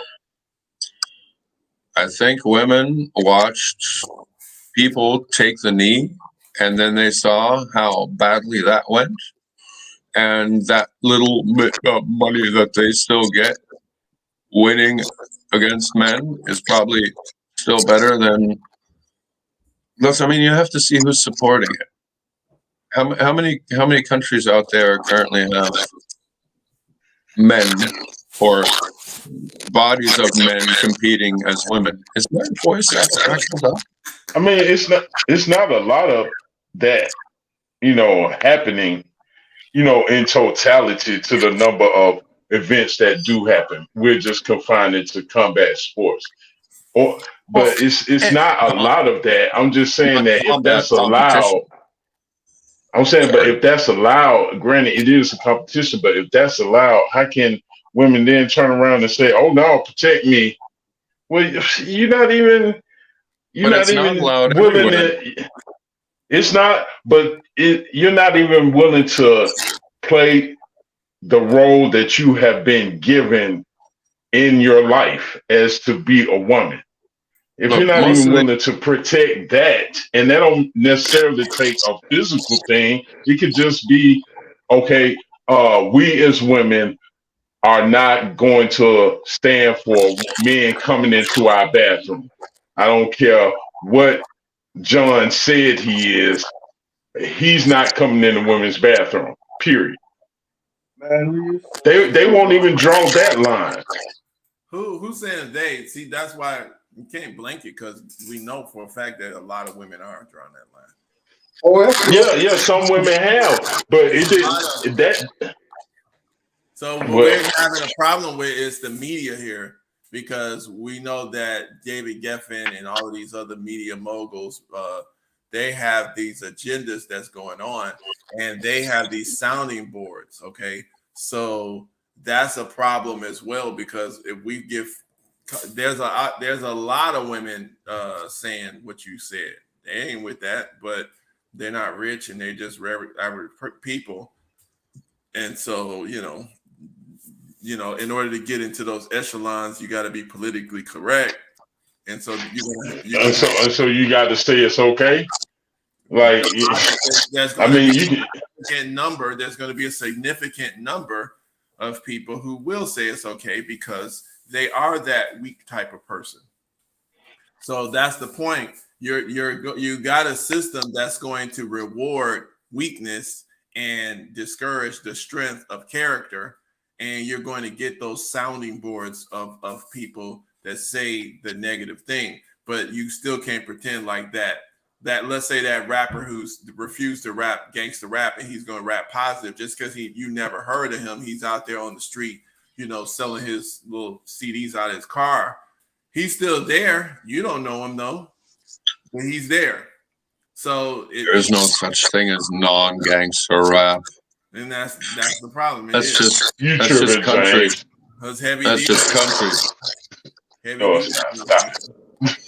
Stop it, James. Well, I mean, there are divisions of hip hop. You have gangster rap, you got hip hop, you got. I like big butts and I cannot lie. No there you go. You got the booty shake. When a girl comes in with a big, you get sprung. But rap was easy back then. Like MC Hammer. Yeah, go Hammer, go. But okay, But Mike, you're out there. Mike, you're in California, right? Yeah. Okay, so in LA, they just had some marches where parents and adults came out talking about protect the children because of the decisions that are being made by school boards to allow all types of foreign filth that pastors have showed up to school board meetings to read and are silent. Yeah. Well, they get silenced for trying to protect children. Yeah, they silence though, but at the same time, that's what I was getting at. That's what we do these type of conversations. That's why I try to get people to understand, like these little conversations that we have, and even though they're not always perfect, they do matter because sometimes here and there, people are actually listening to some of this stuff that we say. And if we say some intelligent things here or there, it could be good for people because it helps them to maybe dig further into their research. But you know, the thing is, you know, is people out here, you know, just like with YouTube and the censorship, Facebook and the censorship, you know, some and people, Twitter. yeah, Twitter. Some people refuse to be censored, so they're kicked off. And where are they at? BitChute or wherever, or nowhere. What's all this censorship? Isn't YouTube American and Facebook American and all this stuff? And I thought we don't censorship. Oh, we do. Wow. And how? What do we censor? Oh, the truth. Oh, huh. That's right. And what do we promote? Oh, lies. And we want the rest of the world to believe us. Ooh, great. Yeah. So if you lied about me, let's say a guy, let's say Mark Davis or something. Fool me once. I could say Me twice. about, you know, you, but if you say something that they don't want you to say about, let's say maybe Bill Gates or even Obama or these other public figures, bling bling bling, that's against our policy. You're not allowed to repeat those words. And you want to delete your own comment before we destroy and kick you off our whole entire platform? Oh yeah, yeah. That asks you, do you want to delete or ignore? I hit ignore every time. Edit. They're looking for the swear words. All you got to do is put it in the next. You know, you got here. I'll show you. I know you got to put in a fake little word or something like yeah, that. it's the same way you take words and you turn them backwards. Yeah. You know, or spell ass with $2 for the S. Yeah. It's just, you know, they'll figure it out eventually because that's what they're working on next. But you know, that's yeah. Anyway, eventually, I mean, and that's also the thing. Like a lot of us are on YouTube and spend a lot of time on YouTube, so we think YouTube is the reality, and it's not. My thing about like trans things, I can't go into the bodily kind of thing, but I think everybody goes through puberty really confused, and you know, sometimes you have to understand that your mind and your body are two separate things. Your mind might be telling you something, or fantasy and reality. You know, if you can you have to face reality that you're a man or a woman. You know, if you decide to change that, then you're changing your reality. Yeah. Like, but you can't. Hold on, James. You can't change that. That's not reality. No. You can, to a certain point. You try to. To no point. Leroy. But What's that's up? the thing. It's what I'm trying to say is sorry, I'll be done in a second. Is that you know, everybody goes through puberty and it's a very confusing time, but if you survive that time and you don't let your mind fuck you or your body, then because that's what your mind is. Your body's changing. Like I didn't stay the same at puberty. Shit, I grew 3.5 feet in 2 years. And never was I bothered with. But you said, but look, you said survive, like going through puberty is tantamount to walking through the trap on the west side of Atlanta or something, dude. It's puberty is just part of maturing into a. It's part of everybody's life, but that's the thing. Yeah, it's part of maturing into adulthood, but there's also reality and fantasy, and you don't make your fantasy your reality. All right, James. You keep that in your mind. And a lot of these people are fantasizing about something they aren't, and then taking the step further because they have the abilities and the options, mostly in America, or whoever pays for this stuff, you know, because it's a money market. It's one of those things where it's just like, you really want this? Okay, sign here. Boom, we'll do it. It'll cost you $3 million. more than if you want this, parents will take their children to a therapist who will twist the child's mind and have them thinking, yeah, maybe I am part of this community, and I do want to be You a know, boy you if it's a little yeah, girl.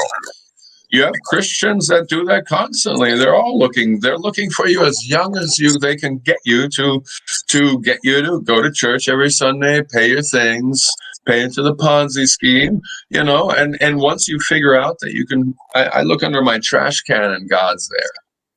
Like, God's everywhere. And God's everywhere. It's just like, if I want to talk to God, boom, done, finished. He already fucking, even if I don't believe in him, I have no other choice. It's just like shit, and I don't, all that other stuff. It's nice if you have a community, and that's what church should be. But a lot of churches have turned into capitalist funding Ponzi schemes that don't care about the people, Give us all your money, we'll make sure you're fed. But that's because those kind of churches are Hey, working in hold on. league with the government. Yeah, hold on a second. I'm gonna highlight this clip and get y'all response, because this James made a statement talking about you don't want to let you're going through puberty, and you don't want to let your reality, or what do you say, your mind mess up your body or whatever. Yeah, your body and your mind are separate. Your fantasies shouldn't become your reality. Hold on. Let's say that after this. Non-stop since I was 13 years old, over half my life. Anything happened, I can guarantee I'd do it again, and sooner or later I would kill another child. I've done it before, and at the time I liked it. Why do you want to be executed? I have to be. I've been molesting kids non-stop since I was 13 years old, over half my life. Anything happened, I can guarantee I'd do it again, and sooner or later I would kill another child. I've done it before, and at the time I liked it. Why do you want forced to have sex with hundreds of This man, since he was 13, that's puberty. Yeah. That's what James was talking about. If you survive that time, this man's mind, he's been molesting kids, and he's telling them, "You got to kill me." Yeah. Hey, I mean, hook him up. He knows it's bad. He knows it's bad. And he knows he's not going to stop. Look, and he knows he's not going to stop. But can't someone help him? No, you know why? Because the government makes more money on him staying alive than they do killing him. Remember, if you don't spend it, if you don't spend it, you lose it. So you got to keep the guy alive because he costs more.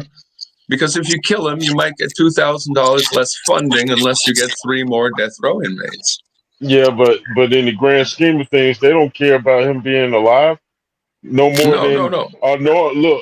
than a person who doesn't do anything like that being alive, because they made it very clear. And you can play the clip, Mike, where Kamala Harris came straight out of her mouth and talked about depopulation in much worse ways than Bill Gates, who makes it sound like he wants to take everyone to the park.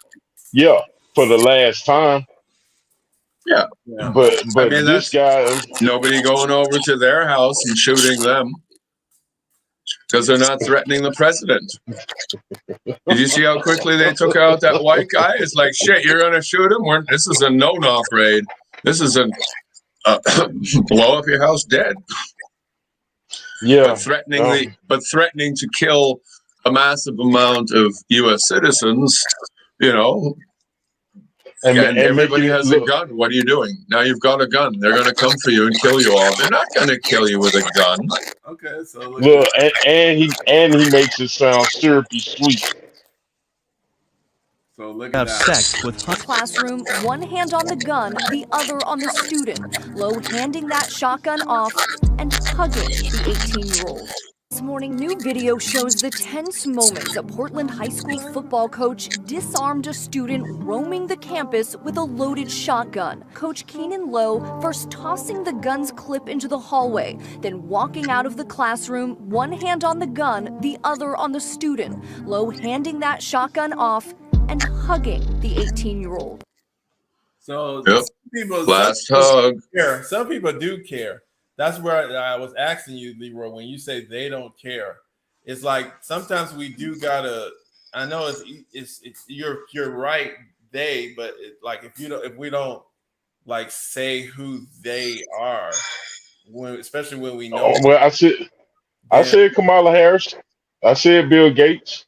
Yeah. I mean, I can go down the list of Klaus Schwab and George Soros and all the other idiots and the Henry Kissingers, but those are the names that people should already be familiar with. Right. Yeah, but you can't threaten to kill those people. Yeah, They're our leaders of our nation. They're protected for the rest of their lives. Oh yeah, fact check. Even their thoughts, even their image is protected. Untouchables. Yeah, No one's gonna get them.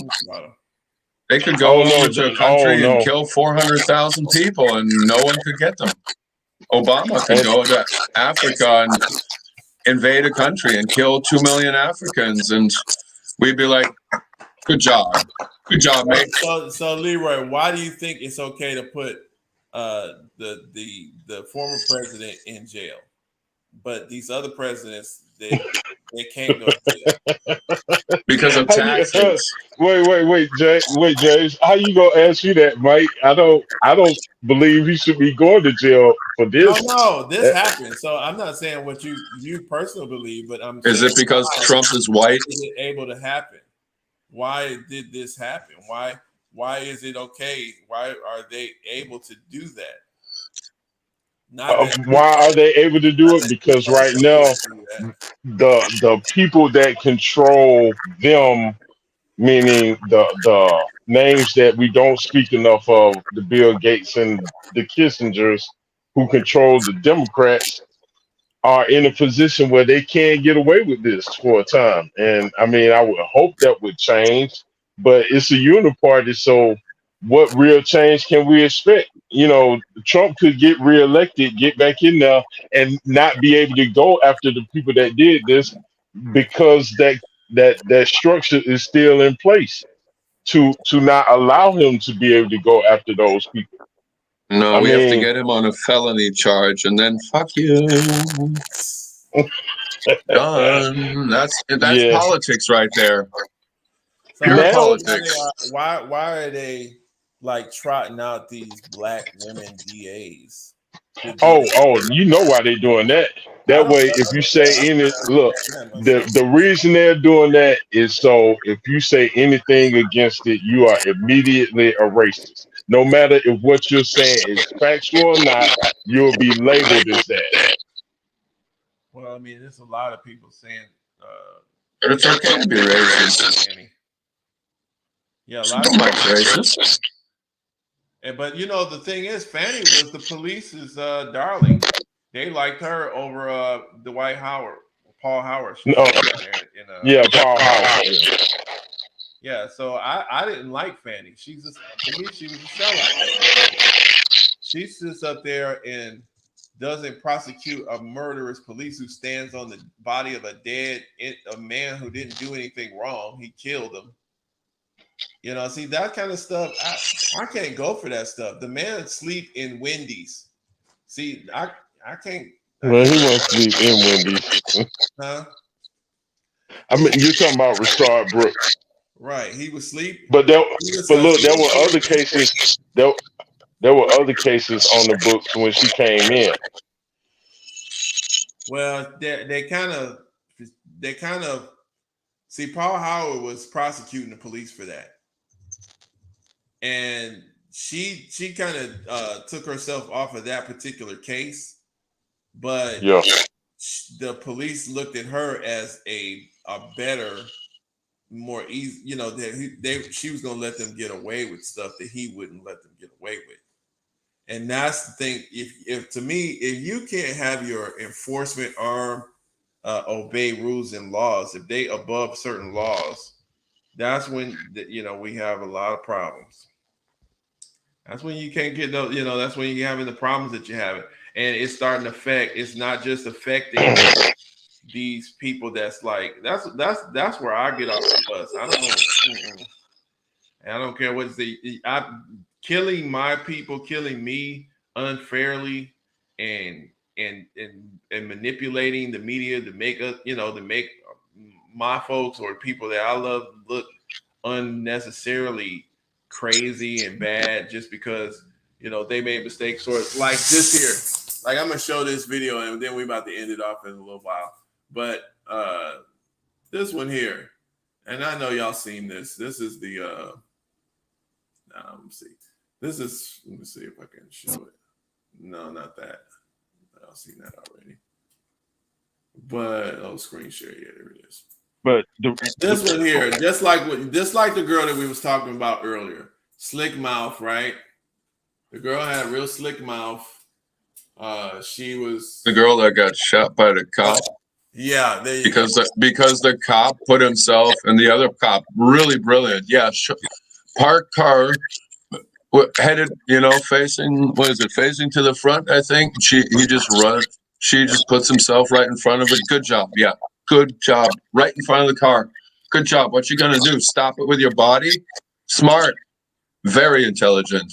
So here it is. See, that's why I don't justify certain stuff. Now, like I said, this girl that got hit with the brick, it's a lot of negative that we could should have hit this girl with a brick instead of with a bullet. Right. But see, that's why I'm trying to, that's why I'm saying what I'm saying, Leroy, is because we can, it's the same thing with what's his name, Trayvon Martin, Mike Brown, the policeman that shot Mike Brown. He didn't know that he was accused of stealing. Yo, they were in total phobia mode. You can't blame them. They were scared of the entire reality they were in. Right. And if we just go back and pull up something negative and justifying, oh, look at this here. Because she shouldn't have driven off. Yeah. Especially knowing that a vehicle can be considered as a deadly weapon. And if you see there's a cop in front of you, even if you are yourself in fear for your life, the cop's fear for his life trumps over your life. Right. Now, the thing is, we know that these police officers, they are trained, and we have seen many videos where they know how to stop cars without killing people. They know how to deal with crazy, violent folks, even with knives and weapons and stuff, without actually killing them. So, but it seems to be a policy. So this girl, and she has a smart mouth, so that justifies a lot of people. Put yourself into a deadly situation as a police officer, and then you have justifiable reasoning to kill. Easy. Look where he fucking puts himself. What's he gonna do? I mean, I can see what's going to happen. Oh man, shit. Oh my god. I could have. First off, it's like foreshadowing, Why is this man's gun out? Because as soon as you pull your gun out, you're going to kill somebody. He was ready to kill him. But I mean, what was he going to do? Tase through the window? Because of all the videos, she's scared. Why would Yeah, this is why they don't carry 3-4 bricks. They're too fat for it. That's why they got them fucking guns. I mean, if he had thrown a brick, like he could have run on the side, smashed the front window with the brick so she couldn't see. I mean, smash the side out with the window. Look at these guys running around with their bullet. I mean, yeah, you have to be at close range to pop her right in the head. Don't take out the tires. Don't knife the tires. I mean, what did she steal? Yeah. But see, you're talking about using common sense, James. That's not allowed. They have to go by protocol. Of course, it's not allowed. Protocol dismisses with common sense. Okay, apparently. So what's the protocol? Exactly. Yeah, because cops are allowed to be feared. The protocol is cops are always right. You are always wrong. So just I'm being facetious, but in actuality, we need people in these situations need to understand you don't win the case on the side of the road and just try and deal with it in that manner. Because you don't know what the cop is going to do, and you see they already packing. But in this particular case, let me tell y'all this as far as the guy standing in front. Can you hear me? Yeah, okay. Yeah. Okay, so I did this job. Long story short, I was working with a cop. I was putting in a POS at a Walmart, and I got a chance to talk to him, and he had a gun and a taser, and so I asked him point blank, did he know the difference between the two? And real quick, he said, "Yeah." He didn't even think about it. Yeah. And so I asked, since he knew the difference between them, did the cop or the BART cop that killed Oscar Grant, did he know the difference between the taser and the gun? And the cop told me, well, when we pull out the gun, it's just like an extension of our hand. We don't even know it's there. That's what he said. That's fucked up. Oh, very. Absolutely very. I mean, I use punch down tool. I have snips. I have screwdrivers. I have drills. At no point do I not know what's in my hand and what I'm using and what I'm using it for. So for him to say that, I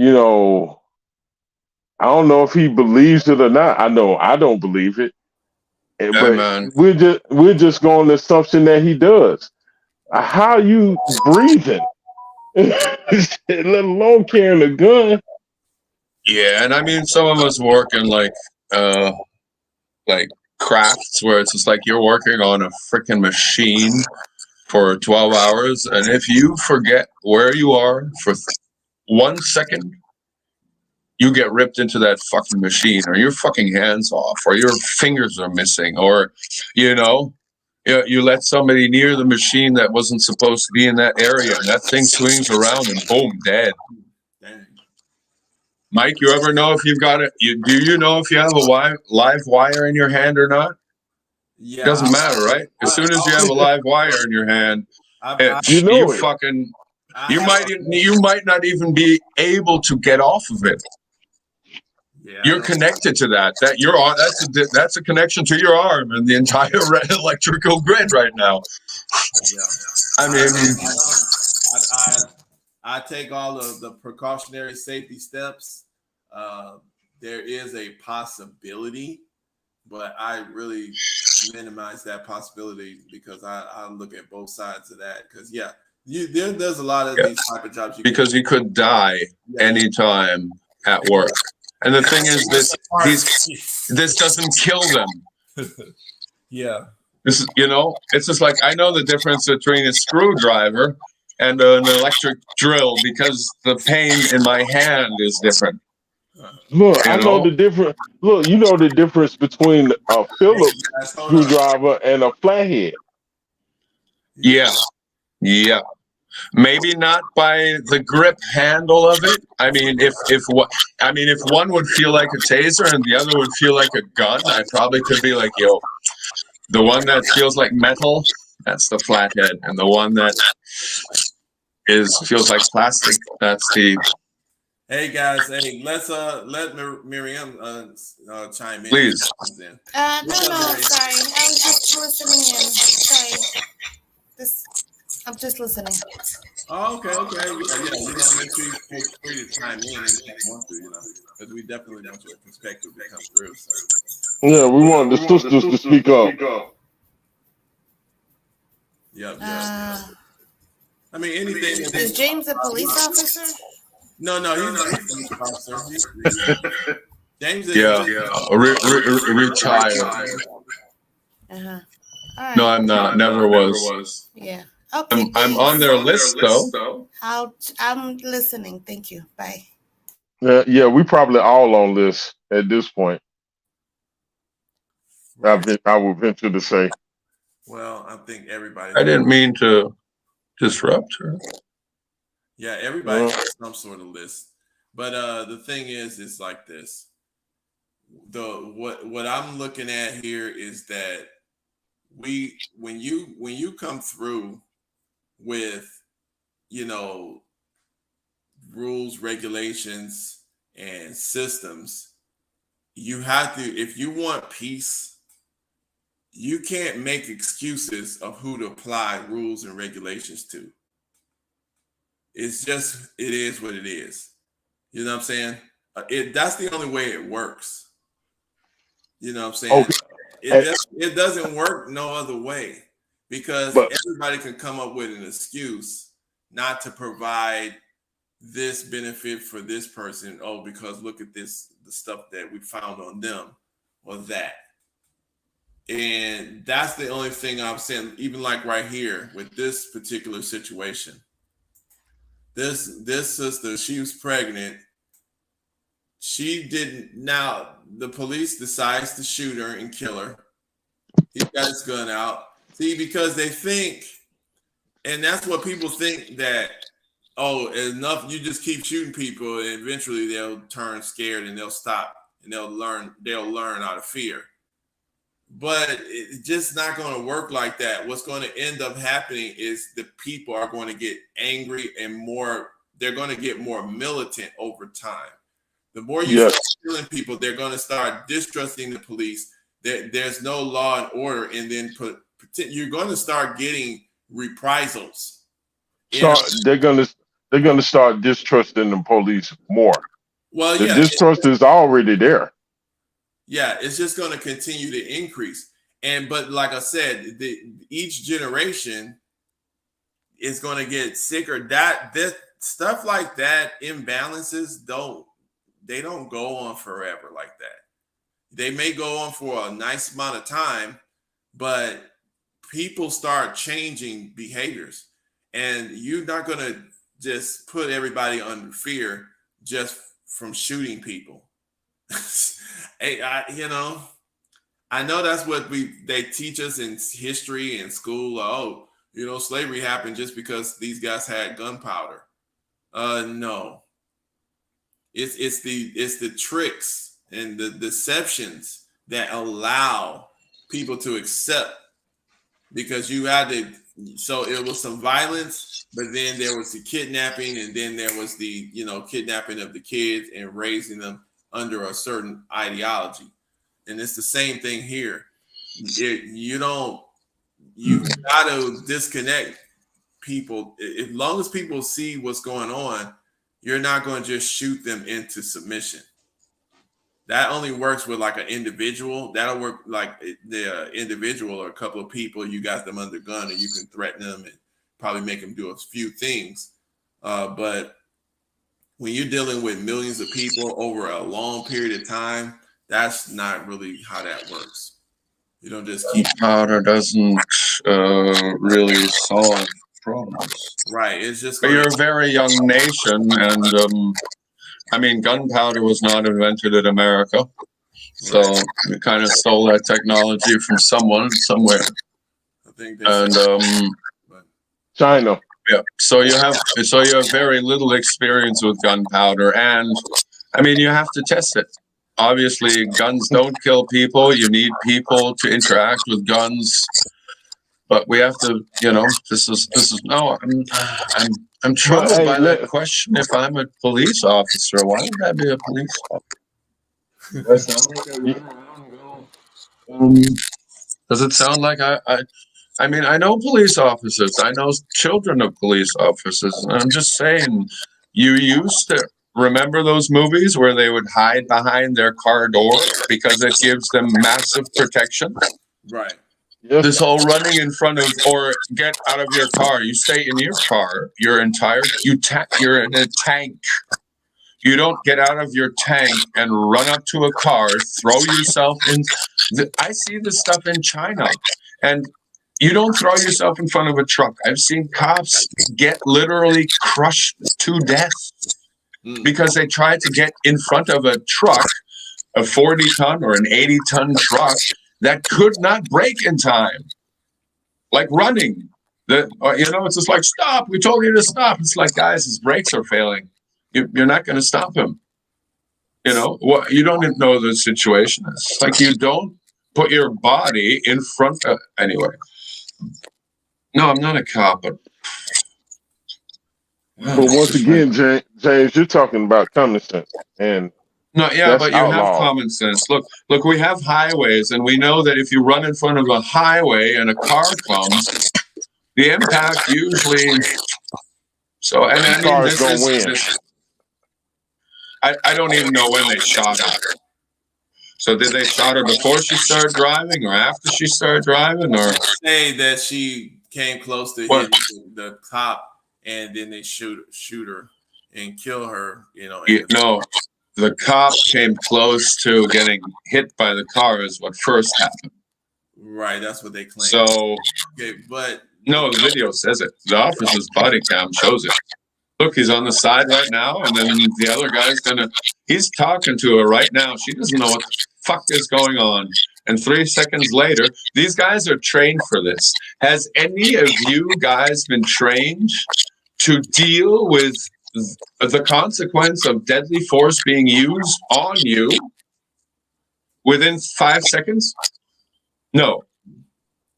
Is there any police? No. Is there any police station you could go to and get trained so that you could have higher chances of surviving police brutality with any cop that's either high or low on donut sugar or high or low on coffee?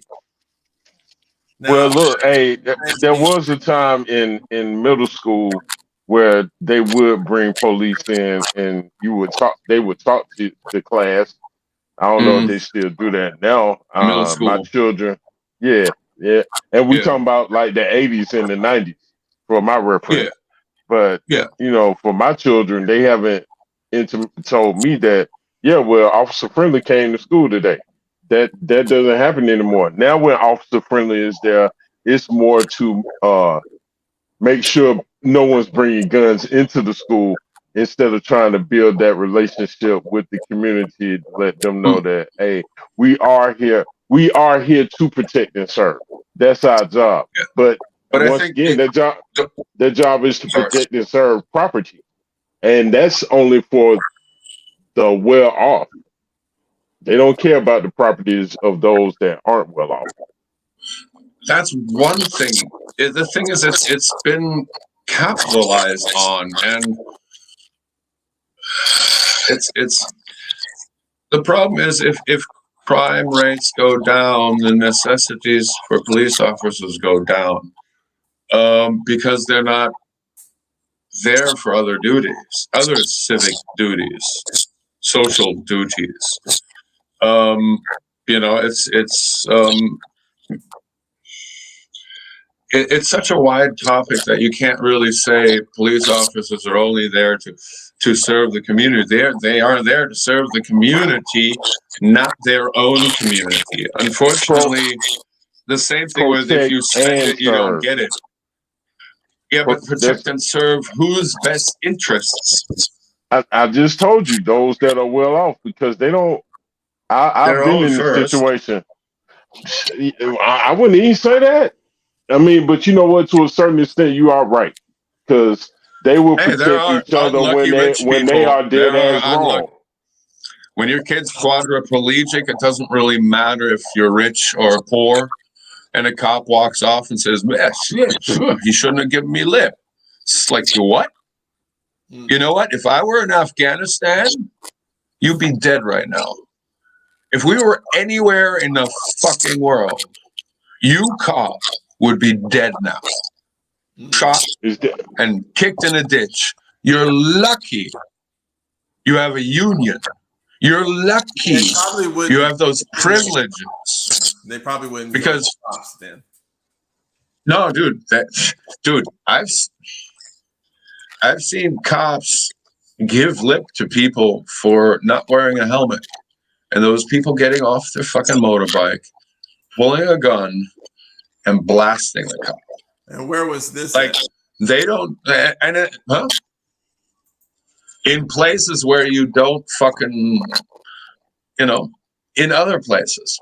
I mean, we can go anywhere. Brazil, like, You know, Brazil, half the cops are the criminals anyway, but that's the same thing in America. Hey, look, there's a video. Man, Look, there's a you video. murdered her. Good job. Good job. There's a video out God there bless where you. it's two cops in the barrio, and I think it's Brazil, and they're about to come around the corner, but coming down the hill from the opposite corner are like 12, 15 guys with guns. And when the guys with the guns show up, those two cops, they get back in their car and they pull up out of there. Yeah. Well, They walk by. that's They walk right by them because you know what else are you gonna do? If you're outgunned, you're outnumbered. You're not gonna start that taser's not gonna help you out either. Yeah. So, and I mean that's the thing though. We in America have a Second Amendment apparently, and that we're gonna defend it, but nobody's running around with their freaking guns. I mean, they are, but it's like no, I'm gonna hide it. It's like what? Those guns in America are for the citizens because if the police To protect themselves from what? Immigrants, terrorists. well, actually, the Second Amendment isn't for protecting me against you or hunting. It's to throw off the gun. No, it's defined. Well, it is James. Okay. Let me tell you, James, it is absolutely defined. It's for you to go after your government. Yeah, when they step out of line, which they continue to no-knock do. raid is why you have all that ammo. Hold on. Exactly. Now I mean, they are coming in unannounced, busting down your door. They probably coming in with their militarized police of stuff that they got back from or surplus Afghanistan shit. And they're ready to fucking kill you. So, I mean, I'd rig the place with so much bombs. Just come in here. Oh, yeah, we got all. It will go off like a day later when everybody's there. CIA, FBI, cops, the investigator. Boom! I'm going to be dead for 24 hours and boom! Well, James, let me tell you, that very thing happened here in Decatur, right next to Atlanta. They went to serve a no-knock warrant at the wrong house, and the person started shooting at them. And fortunately, no one was injured, or the guy would have been in more trouble than I guess he would have been in otherwise. Which but he shouldn't have came been to in the trouble. wrong house. What am I supposed to say? Hey, you came to try and kill me. Let's sit down and figure this out in a diplomatic way. You came at 3:30 in the morning. Yes. At night. Who the fuck's up at that time? Look, James, you preaching to the choir. Look, I told a sheriff when I was being served this during the court process. I was speaking to the sheriff down there. I told him, look, man, you need to talk to your boys. He said, what you talking about? Well, when they came to serve me, it was at 2, 3 o'clock in the morning for a civil warrant. It wasn't even a misdemeanor, let alone a felony. And I told him that, dude, if someone is walking around your house at that time of morning, because of course he's trying to stick up for his fellow sheriff, but I told him if someone's walking around your house at that time of night and they shine the lights in the house, you gonna reach for the remote control? You gonna reach for your flashlight, or you gonna reach for something else to put him in the same situation? Hey man, you come into my house, I might John Wick your ass, and everybody that runs through that freaking door. You don't know in America. You don't. And look, he said this to me. This is a completely different cop from the taser cop. He said that, well, we're going to protect ourselves. I said, yeah, we're going to do that too on the inside. But shouldn't y'all be smarter enough to realize that and I told him, look, if it's a felony warrant, I understand. But in this case, we're talking about civil. Y'all can't read to see that this is civil. That means it's been filed by another citizen, not even filed by law enforcement. Is that even a warrant you should be serving at 2 or 3 o'clock in the morning? You setting yourself up to be even if you come to the right house, you still setting yourself up to get hurt. But you know what's funny though? They don't want to hear that. They'll come to the wrong house at 3:30 in the morning. Then make a whole tra-ra about it. But at 8 o'clock a.m., they'll come to the right house. You know, it's just like, oh shit, it's next door. Oh well, let's not bother him right now. We don't want to arouse any suspicion.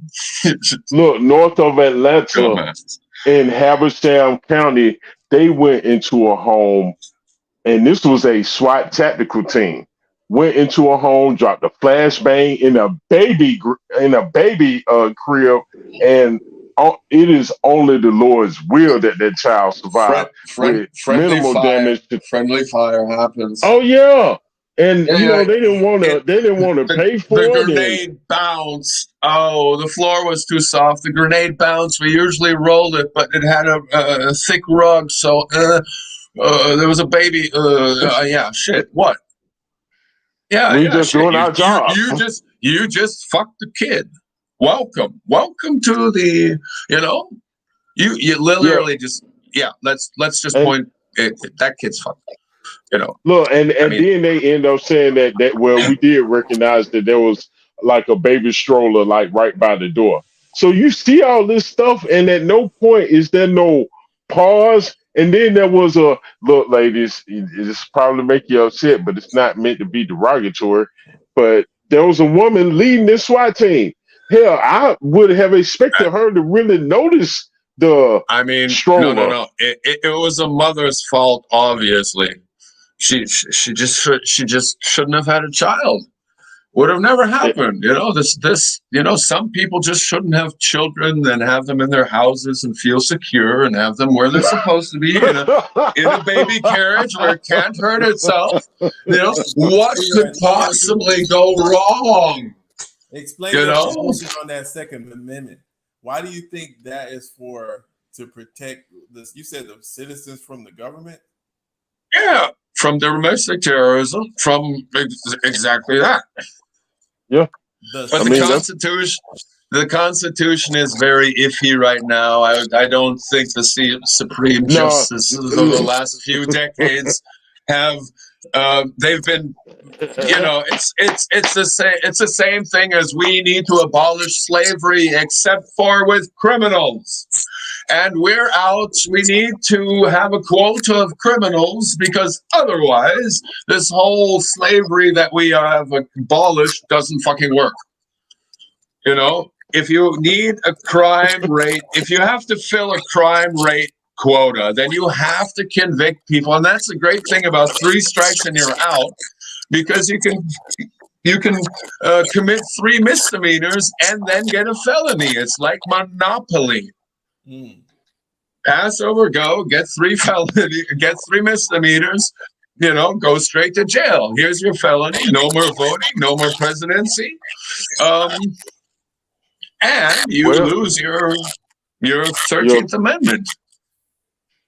And your second, apparently. And all basic human rights, because now you're property of my jail. But see, look, if you saying that this amendment is to protect. We should open up a private jail, guys, and take advantage of the 13th Amendment exception to slavery. Yeah, but if you capitalist way, the Second Amendment is for protecting the citizens from the government. Why do you believe that that's true? Because it can't be.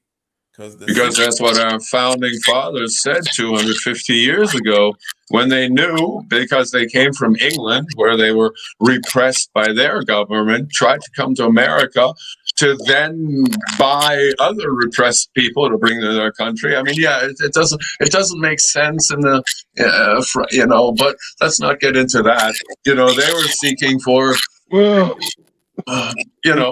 we need to continue doing, you're allowed to have weapons to fight your government, but as soon as you say something, sticks and stones and guns won't hurt you unless you open your fucking mouth. Well, I think that the right of the people to keep and bear arms is to protect them from each other and from of course, because or the natives and stuff like that. Dude, I got Mexican neighbors, I got black neighbors, I got immigrant neighbors, and all these people trying to take my job. I need that gun. James, Sound familiar? James, slow down, James. Hold on a second. Slow down. Sorry. Listen, I'm saying here, listen to this. If you think about that, this is how that's a lot of folks are arguing that your ability to hold all of those guns is because they didn't have the well-regulated militia. But if you got the well-regulated militia, and that's regulated by the government, which is your police force, and that right there, you don't really need those guns, because that's why you're able to infringe on they take your rights just by calling you or something. Because if that they just broke the Second Amendment right there, if what you're saying is true, because they're taking guns from you just by giving you a felony. So they just the police they're is not violating the Constitution. Well, I mean, the police is not a well-regulated militia. You can argue that, but really and truly, it comes down to what they say as a court. That's how the Constitution is implemented, and they decided differently than what you want. Well, think about it like this, though, fellas. The Second Amendment speaks about the well-regulated militia to throw off the government when it becomes tyrannical. Who is currently the militia that's tyrannical? Well, it's not a well-regulated militia. Yeah, you but hold on, fellas. Hold on, let me get this out. So when it comes, but what it doesn't say is really already understood that if you have a weapon, then naturally it's for your personal protection of those you love and what you possess. That doesn't even have to be explained. If that has to be explained, then there's some educational and intellectual issues we got to deal with before we can get to the Second Amendment.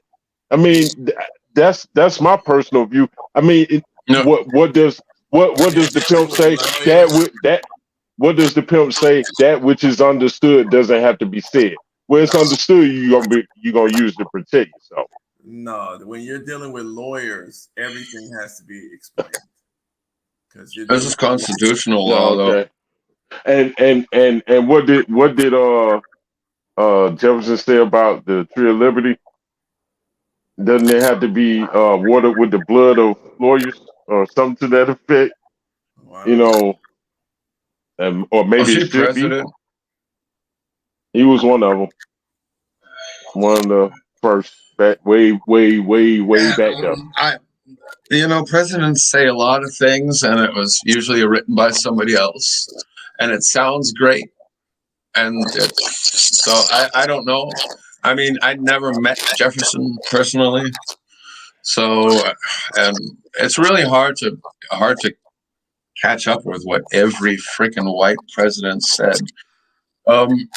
But like with the Second Amendment, I mean, all the amendments, they're only listed numerically, not by importance. That's just numbers. You can pick the 13th Amendment. So? You don't have to pass the first one to get to the second one. So hold on there, James. You can't have the 13th if you don't have the first. No, you got the first 10. You got the first 10 right off the bat. That's what they didn't give you the first one, and then you waited 3 years and got the second one. You got the first 10. And then they had to add the ones where they're just like, oh, wait, yeah, now we've given black people the right to vote. Running around talking about my husband and the father of my children, and she spends her weekends peddling through sperm banks, looking through catalogs to try to find a donor. Honey, you don't. Wow. I always got something from sometimes all the time, but the thing is, we're about to end it off anyway. But like I said, we got. But let me just say something towards the Second Amendment, because you said the well-regulated militia are the police. That's not what it says in the Constitution. Actually, if you have a well-regulated militia, there is no need for the police. The police is a government entity. They are servants to us. Why? Because they work for the government. And these are the people that a well-regulated militia will take away their jobs if we regulate everything. That means we are better than them. We don't go around and be like, yo, man, you fucking took a brick to her head. Now I'm going to pop a cap in your head. So it doesn't, that's the same they do now. So well-regulated militia is we the people, not them the police. And the Second Amendment is allowed to use against the government if they become tyrannical. And as we see right now, if you throw yourself in front of a fucking car and then start shooting at a woman that's probably scared and fucking freaked out of her mind because you're scared, you're allowed to fucking shoot her. Are you out of your mind? I can't be a homophobe. Nobody can be a fucking homophobe, but you can be scared of your life when you put your life in fucking danger. Anyway, I mean, I'm good. And I mean, I'm not saying we should go out and shoot cops, but what other job? You just did. What other? No. I'm not saying. No. I don't. Look, James, I'm messing with you, man. Go ahead. Think about this one thing. If we have a well-regulated militia and the entire force of law enforcement is unnecessary, making the police union unnecessary because we the people have a well-regulated militia, what other jobs are these people going to do? They only know how to terrorize, tyrannize, lie, make up stories, kill people. What are, I'm not worried about the good cops. They're probably going to go and do research and development. But I mean, what are these bad cops going to do? Become criminals. See, exactly. This is the issue. Yeah, and the same people we're fighting now. But this is the issue that y'all may not see. Y'all might see, y'all may not see it. Okay, it's up to the Supreme Court to decide upon these arguments. So well-regulated. Who does this regulation? Now, that is where the argument would descend. And the government is going to be implicit in regulating the militia. So that's why I said that no police. Because that's what the government has made you think. I agree with that, but can you enforce your argument with force? Well, my argument is that the police are the government. They are paid by the government. They are public servants, so they are the government. Regulated by the government. Yeah. Okay, so we the people own the government. We vote. We get all that stupid shebang around it is because we are the people in control, but we aren't in control. Unfortunately, because we don't have a well-regulated militia, and if we do. Cops can no-knock raid your place, kill you, and say, "Oh, well, he threatened to kill the Secretary of State, so we had to take him out." Boom, dead. See, you got to do it well. You're not going to militia because cops are doing a really well-regulated job, aren't they?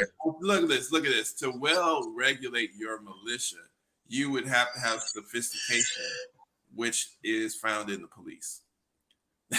That's where this. Hey, but hold on, Mike. I'm sure you're familiar with the history that the police were only formed. Let's all become cops. The police were formed to catch slaves.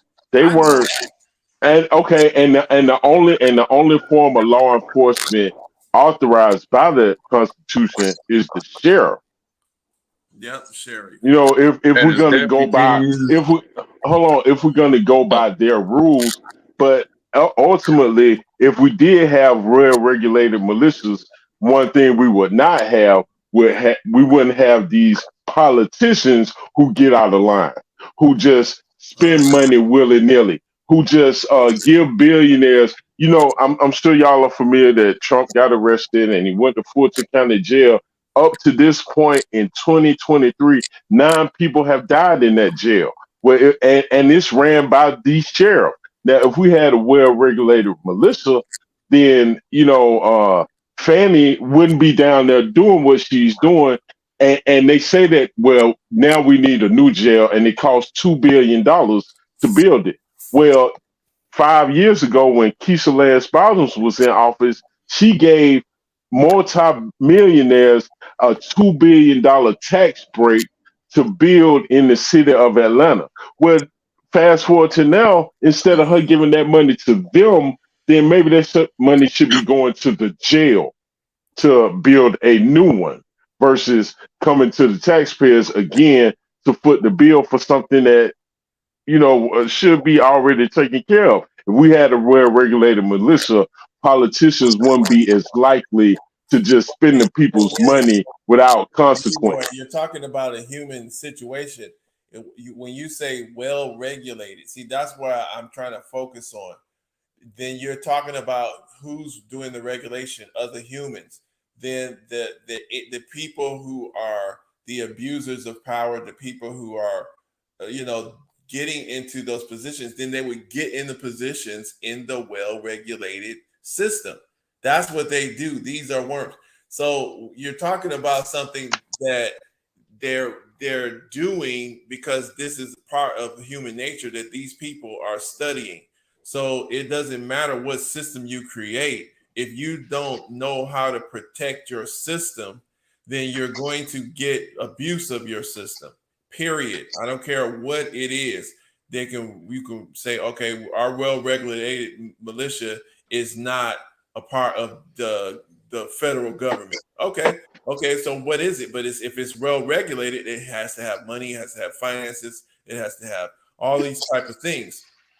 That those systems are subject to get infiltrated by abusers of power. So that's why it takes regulation. People are going, but you can do this. You can say the same thing in the governmental system. The reason why you have these abusers of power there is because people are going to tend to relax when things are going good. When things are going fairly well, then people are not going to stay on their P's and Q's to make sure that abuses of power is going off. And it's also people who slip because, we'll let that slide, we'll let that slide, we'll let this slide, instead of following the letter of the law. If you jump off a cliff and that cliff is 400 feet deep and there's no other way to get you, to save you, there's no airplane that's going to catch you, there's no net, you go fall. And unless there's like some plush water or a bunch of balloons down there or some sort of physical, scientifically explained reason that you could survive, you're going to smush up and die. Just because the laws of physics and nature, they don't care if you a baby, they don't care if you fed 1,000 people, they don't care if you cussed your mama out. If you fall under that law, you're going to get the result of that law. That's how law's supposed to work. It don't care. It's the same no matter what. And that's how law is supposed to work. But when we humans start using law, and we start, you know what, a man can be a woman. That what you just said speaks directly to the point that James was making earlier. That women, men, that a man can be a woman to a certain extent. No, there are natural laws in place that prohibit that. Absolutely prohibit that. And those laws don't care about your feelings or what you think or what operation you have. It's going to remain what it is, regardless of what is cut off or put on. Right. But I think James actually said specifically, he said, if you decide to become a woman. Now you can. Yeah. Now listen. However you want to take it.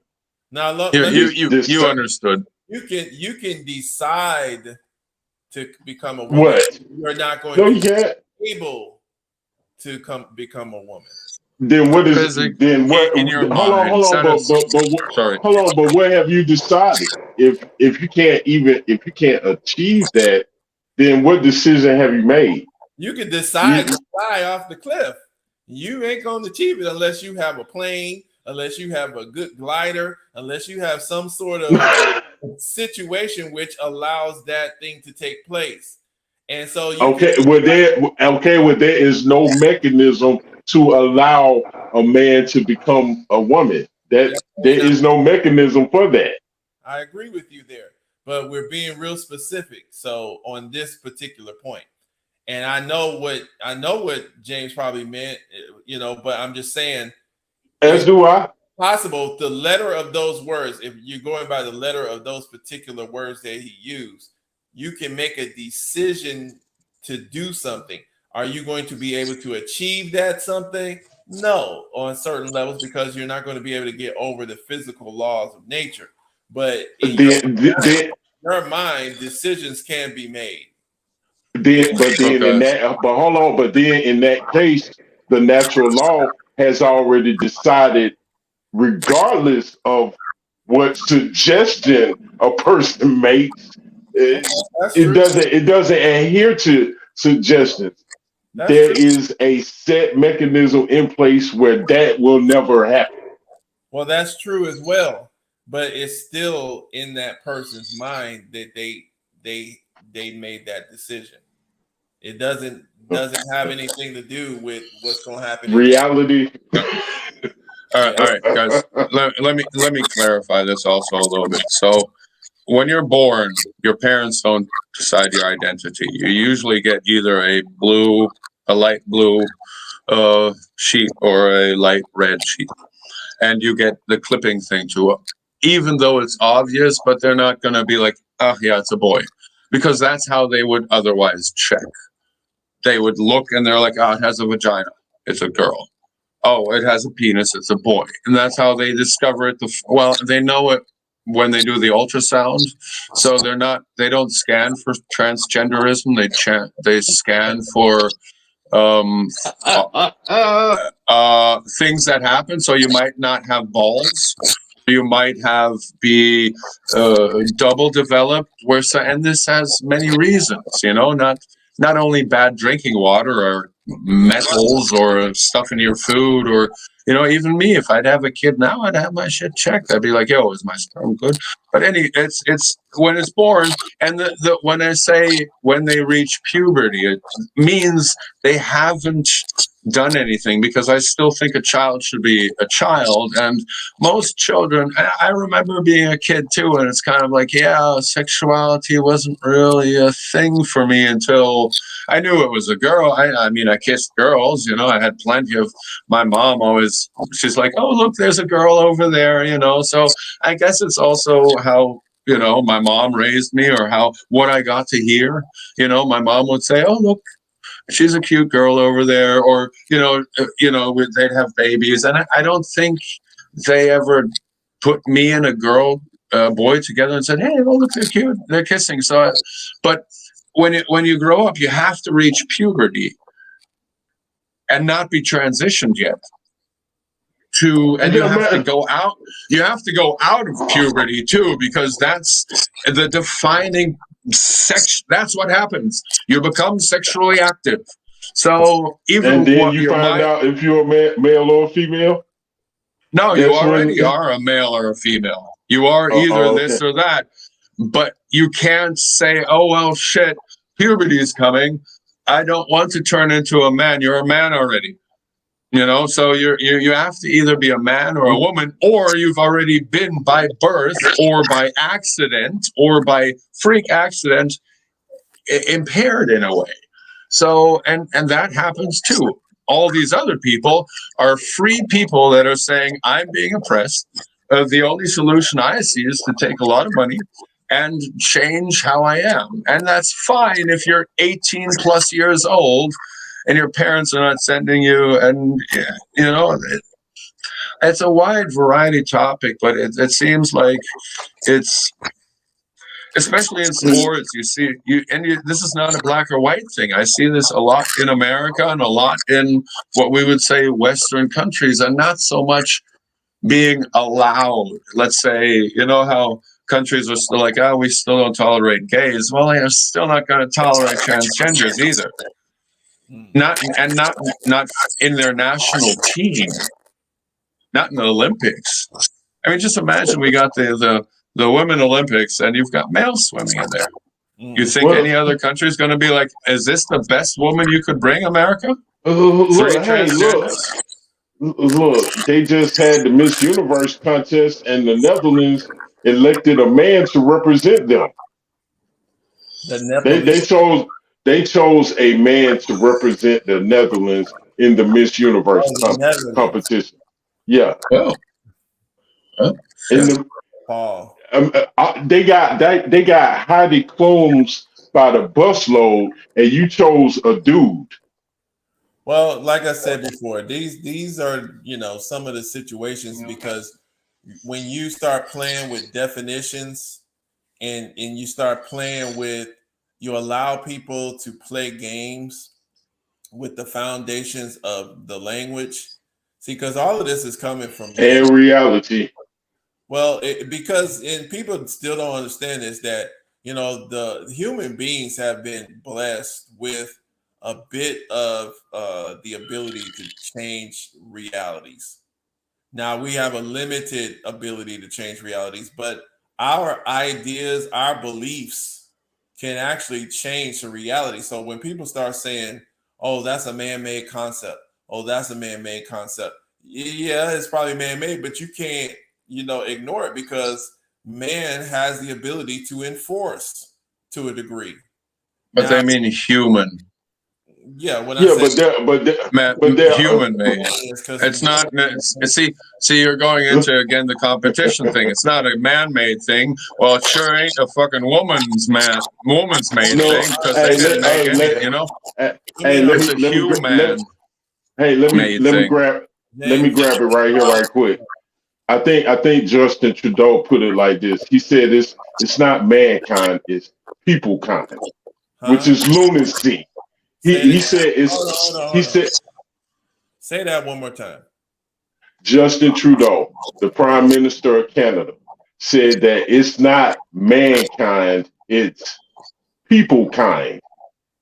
That's a direct quote from him. And that is absolute lunacy.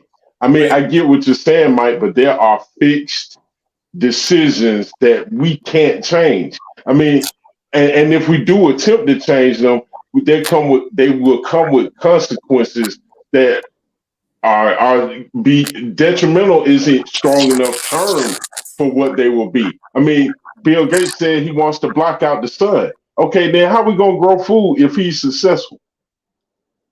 Oh, that's right. Well, we just don't have to eat lab grown meat. Is that it? I say figure out where he lives. I mean, no, I didn't. Hey, look, I'm with you. Look, yeah, I would like for a well-regulated militia to, you know, just do a welfare check. Yeah, from like I don't know, 3 miles away. You know, with one of those great things we have that, you know, Malvo style. Right on the back of Lincoln. A welfare check like they did on who was it, Mike, in Texas? I think her name was Tiara, or was it Tiana? The young lady that was just playing video games with her nephew when Officer Idiot showed up for a welfare check and decided to just start shooting before verifying what the situation was. Yeah, that's like food stamps, you know? Yeah, we're bringing you your welfare check. Pow. Boom. Yeah, sorry. Couldn't afford it anymore. Would you like to take a felony? You're horrible. You're horrible, Jay. Yeah. I mean, she should be glad. She should be glad we didn't throw a flashbang grenade in. You know, I mean, it's no. I'm you know, I'm not being horrible. I'm just being obviously facetious. Fuck. Oh yeah. Look. What you're saying is dripping with cynicism, and I'm all about it. I completely get it. And we have some to people talk aren't this going to way understand. because otherwise they understand. You know, this is like, you know, being part of it, but on the other side. Yeah, it's bizarro pig Latin. Would that kind of capture it? It's that tiny bit of definition between militia and police. You know, it's like there's a fine line there. It's kind of like I might sound like complete militia. And we don't have a well-regulated militia. We have militias, and you see them pop over all over the place. But then they're like, "Well, we're the black militia, and you're the white militia, and we all hate the government." But you're from Kentucky, and I'm from Iowa, so there's always some problem. It's just like, guys, Second Amendment. It applies to everyone. We the people against the government, and there are different race human beings in government too.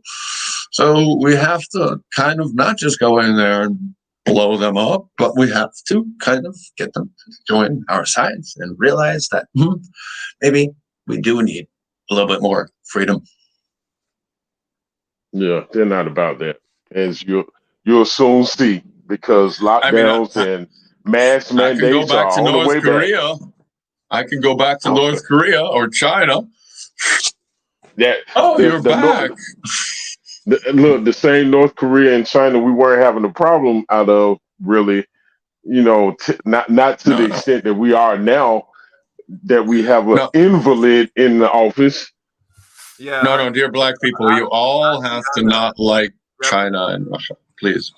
Tatiana Jefferson. That's who. Tatiana, yes. That's her that was her name. Killed by cops in Fort Worth, Texas, because this guy, they claim somebody seen her door open, and and they called about a welfare check. Not, she over there having a party, and they just shooting at beer cans and doing into this weird stuff. She was in there playing video games with her nephew while her mother and her sister-in-law were in the hospital. Yeah. So was she dressed inappropriately? But no. Stop it. But I'm gonna share something. It's low. I'm gonna share something here that people put it on Facebook, but like I said before, it takes a lot of stuff. That the reason why you gotta have your government do the right thing is because the people, let's be clear, you're not gonna have no well-regulated militia, because that's the same thing as the government.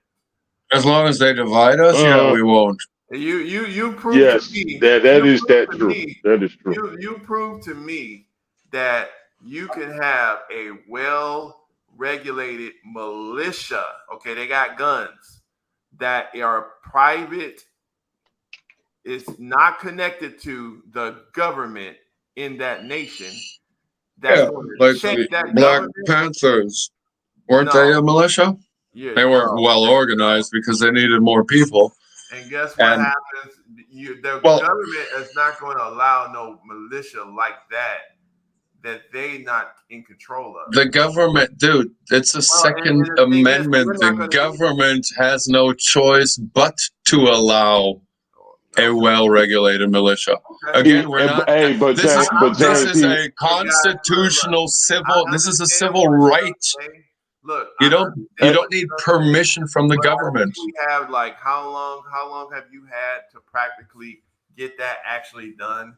It's not something that is actually possible in this. No, this has only been in the Bill of Rights since the Bill of Rights came out. Right, and so you're a very young nation, and that's why. Okay, people can think like that if they want to, but the thing is, it's we the people and we the government.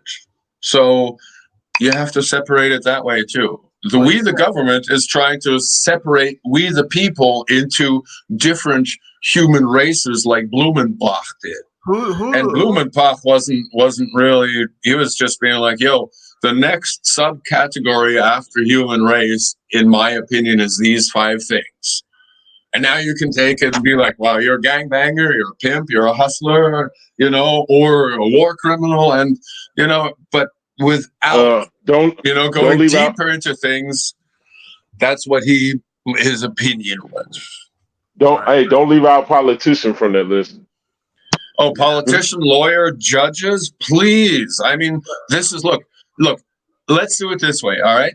I'm gonna go out in the street and I'm gonna find people I'm going to be looking for every little mistake. Then I'm going to send them to Leroy, who's going to either protect them for money or threaten to, hurt them for money, hurt them for not paying them.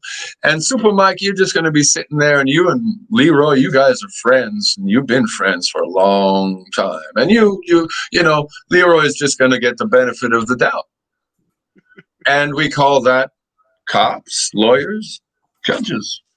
And then obviously we have, a Black community-led prison, or a white majority-led prison or something like that, where we can send these people, and then we can subvert the 13th Amendment anti-slavery law into what we're doing right now. We just need to figure out how to capitalize on it. We stop complaining, capitalize on it, and then we're part of the system, the government, and then fuck the Second Amendment. Yeah. You're a terrorist now, in my eyes. So you either become, if you can't beat the government, you can become part of the government, or you can just continue trying to beat them. And that's what the people have tried to decide, so they actually become the government. And that's all I'm saying. It's like we can say certain stuff, and it's supposed to be this way, it's supposed to be that way. But why and how did it actually turn out the way it actually is? And that's where you got to actually deal with. Because criminals are smarter than cops. Well, no, it's because there is evil in the world, and there are people who are manipulative and will go to that evil to achieve whatever gains they get here in this realm. And that's not even fair competition. But it's not about fair, let alone competition. I mean, they give us this facade that it is, but it's not about that. Yeah, but the thing is, none of that. If I have to constantly compete with you, why would I not work with you? So I'm gonna like I said, I'm gonna show this. Let's try to end it off on this. So this is laws and rules, and what's supposed to happen versus what actually happens. Y'all see this? Hold on a second. Hold on. Let me turn it. Why it's not coming on? There it is. His escort. His escort. I request your recognition of my rights in my territory. Okay, for this moment right now, this is a line that can't be crossed at this moment. Okay? I beg to differ with you, officer, and I know that likely you're in a dilemma. However, you must realize that this is my territory and my rights to have free access to my territory. Okay. Well, the law. We're just going to hold the line for a moment here. We've got to take care of some things. For a moment. Hold the line. In a moment. Officer, that is Fine blue line. not my business. My territory is my business. Yeah. Okay, so that's good. Okay, that's good. And okay, so then there's one more.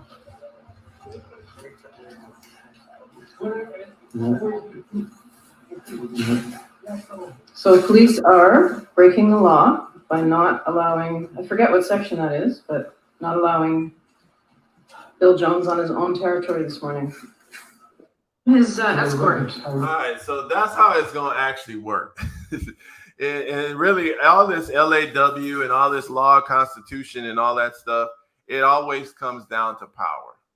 Because they wait until you're old, and then they come with young people, and they're just like, "Yo, buddy, just fucking, I'll push you backwards on the sidewalk where you smack your head and cracks your head, and you die 3 days later in a hospital." The point is, you're going to have to take the power to enforce your rules. But if you get those rules, if you enforce those rules properly, then people won't have a problem with you being in power. But as we see, these folks disobey their own law, so it's actually building up the pressure against them over time to be able to destroy their power. And that's what's happening. That's the reason why you're seeing the changes in the world, is because they're not even obeying the treaties and laws and rules that they're putting out. And that's why you aren't. Yeah, and that's the reason why I said, like, some of us, I mean, we can look at the laws and how they're supposed to be and how they're supposed to be, but we got to look at how they're actually implementing these things and what their objectives is. And it's But we that's said, that's how you know what their intentions are about. Why are you in direct competition with the police? Aren't they there to protect and serve you? Well, No, they have a higher motive about something, and that's the thing. It's just like you have. This is why in America you have to continue and continue and continue fighting, where other nations don't have this. Well, you have to. Even in other nations, they're still fighting. But see what happens. And not all of them are fighting. They're fighting because we send money there and terrorists and militaries, and we tell them, we don't like what you're doing. Hold on, James. It's not a we. Yeah. It's those. It's a we. You voted, and it doesn't matter who won. No, you got the president. Hold on. No, it's not a we. I don't vote. I've never voted. But I don't either. But yeah, so unfortunately, I don't pay taxes either, so I'm not paying into it. But I still get to get blamed for it. Biden's white. My fault. Leroy, honestly, what's up? You and me, in a way, you can say we, because we actually still live in the country. We pay taxes because they're taking it from us, but you're not giving your consent. But exactly. You're earning more than. But you have to pay taxes. There's still a method of saying we, because and I understand what you're saying, because I want to separate my intention from these folks as well. I don't condone these certain practices and things like that, but at the same time, it is there is an inclusion of my operations that, regardless of what I want to say, it is involved in in this nation. So in the way we Okay, I'll put it to you like Lupe Fiasco said it. He said that, and he, as a matter of fact, he was on the show with Cornel West and Tavis Smiley. So you get your time reference from when this was said. But he stated that, when you vote, you elect someone. He said that people say you lose your voice when you don't vote. Well, actually, when you elect someone, you have chosen someone else to speak for you. And then when they make decisions, those in essence are your decisions. And I'll use this example. I don't vote. So the people that did vote for Obama has blood on their hands as it relates to Gaddafi more than I do, because I didn't vote for him or Mitt Romney, who is trash as well. And that's just in that election. John McCain was no better. I mean, it's obvious that we are dealing with a uniparty, but I can't go with the we in certain instances, because I didn't hire any of these liars. Other people did. Well, I'll say it like this, and that makes sense, because it is true, and I agree with you actually in a lot of senses. At the same time, there are certain participation. There's a guy like these Moorish science guys who say that they sovereign citizens and all that kind of stuff. They take it to the extreme. Yeah, they take it to to separate them.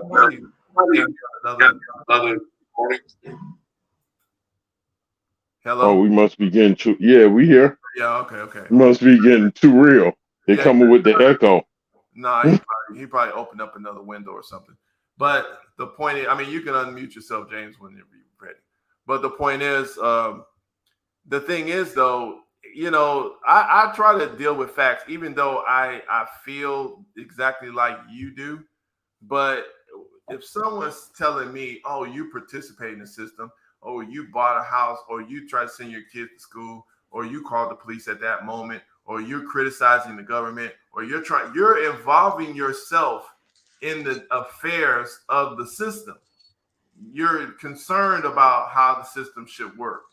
You're advocating, because that's actually I mean, really, the little lever that you pull with the little vote, that ain't, you know, when you advocate, you're actually getting other people to do. So that's actually increasing your influence more than just a little vote, because they can lose that. Not many millions. True.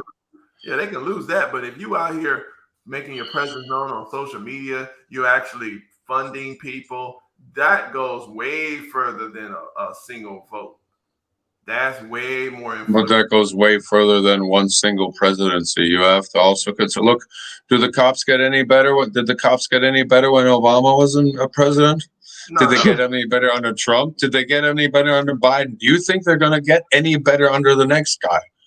Well, they're they're going to get more pissed off if Cornell comes in and says, "You guys are now all domestic terrorists. Please turn in your badge and your fucking handguns." And off you go to the street. It's time for a well-regulated militia. Yeah, but when we get that, y'all know what comes with it. Huh?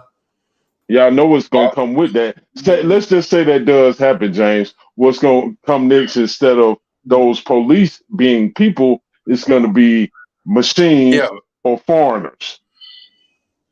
No. Wait, what? If the police are gone, you think it's going to be foreigner? I mean, look. Absolutely. It's already started. What are you talking about? It's already started in California, and they just passed it in New York, where all you have to become a policeman is the right to work here. Not be a citizen, just have the right to work in America. Yeah, but we just abolished police, didn't we? So how would foreigners get police jobs? There's a the thing is, you can't have them. This problem that you're calling for is happening in every country that's being flooded with immigrants. Yeah, and a lot of countries out there are not being flooded by immigrants because they have a closed border or a very, very strict border policy, in and out. They make sure that people come back, and they make sure their people stay home. You know, because they're there for, that's the same thing. Look, America does the same thing.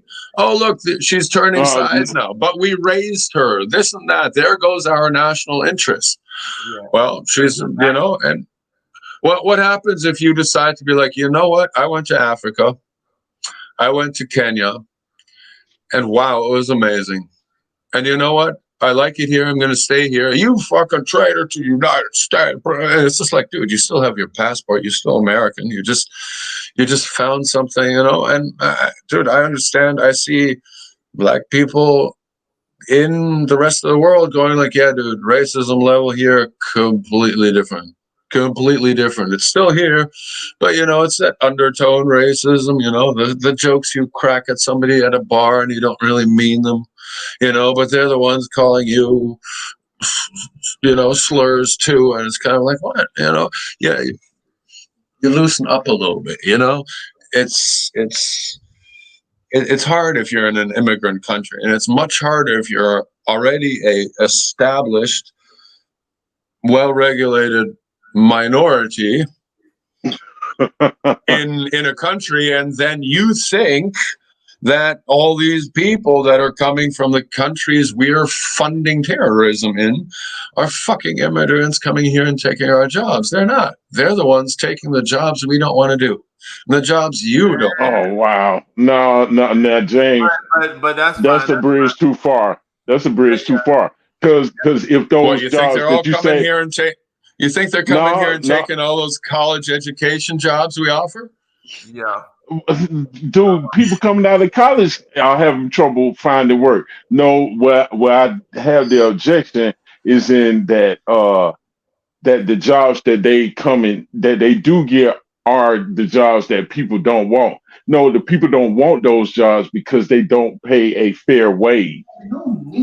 You know, if you come in here from a because different you don't place, have a and family of 20 if people. you come, sorry. Look, if you come in here from another place and the government is subsidizing you and allowing you to work, but that same government won't do that for their own citizens, and that same government will allow those who are in a better situation who can come here and start businesses and operate in tax shelters tax free for several years. But they won't do that same thing for their own citizens.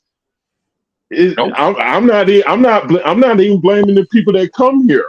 I'm talking about just the decisions that are made by the government. That's one of the instances where we need the well-regulated militia.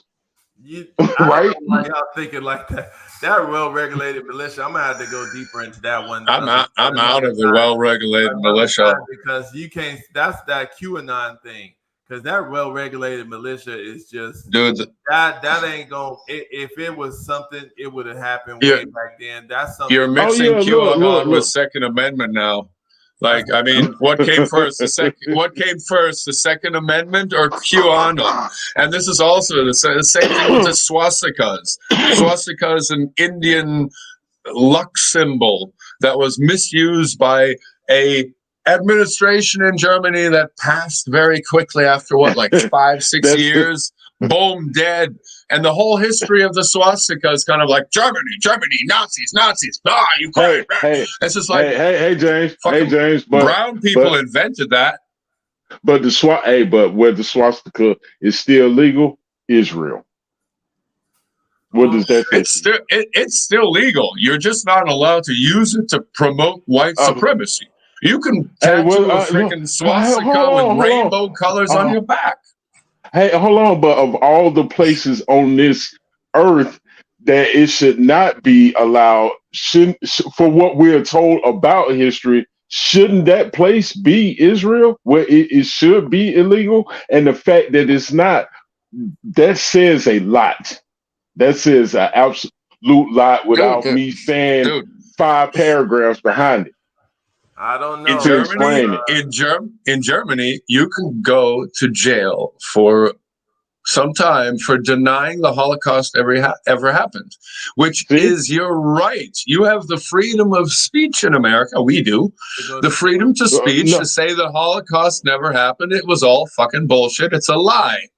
Oh no, you're anti-Semitic immediately. We're allowed, no. We're allowed. No, look at the map where.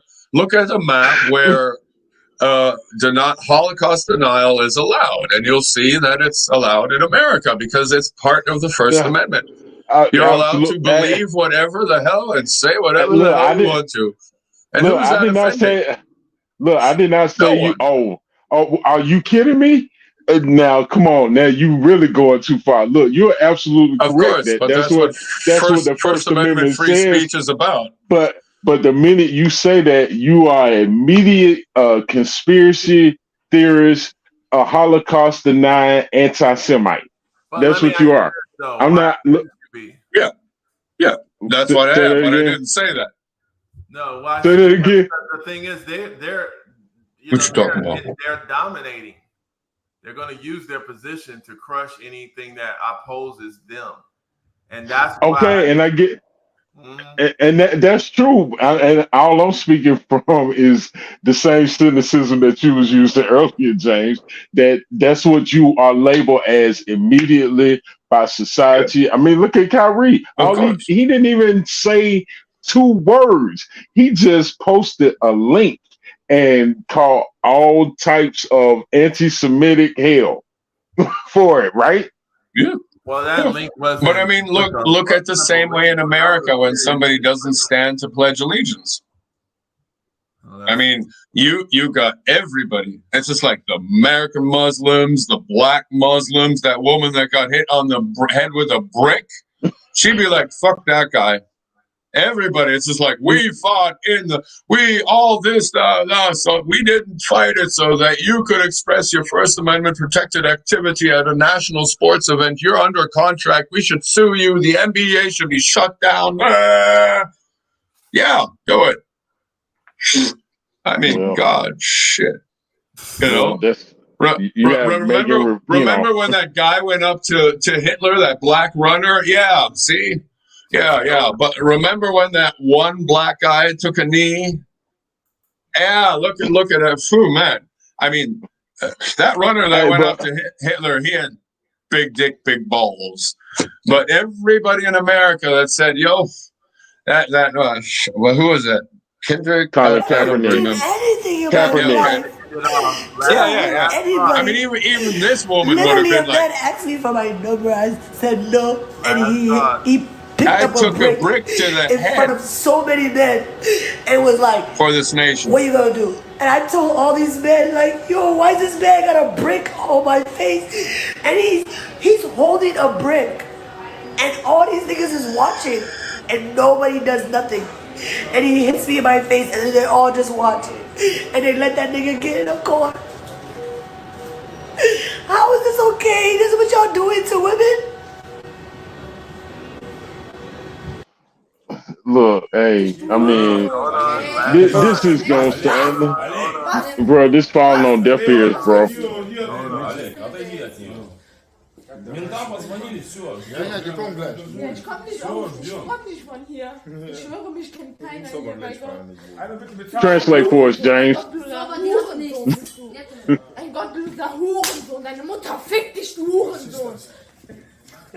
She's basically saying that it's the same kind of language that they're using. Fuck your mother. Fuck your mother. Oh, you go fuck your mother. Blah blah blah blah blah. You know, but it's just if you deal with these kind of men, you're kind of stooping down to their level. So that's the thing. Yeah, he just said I'll fuck you to her, and she's like, oh yeah, come and fuck me. And then he walked up to her and he fucking smacked the shit out of her. Yeah. So I mean, shit. If I were a cop, I would have feared for my life from that woman. She's lucky she's not dead.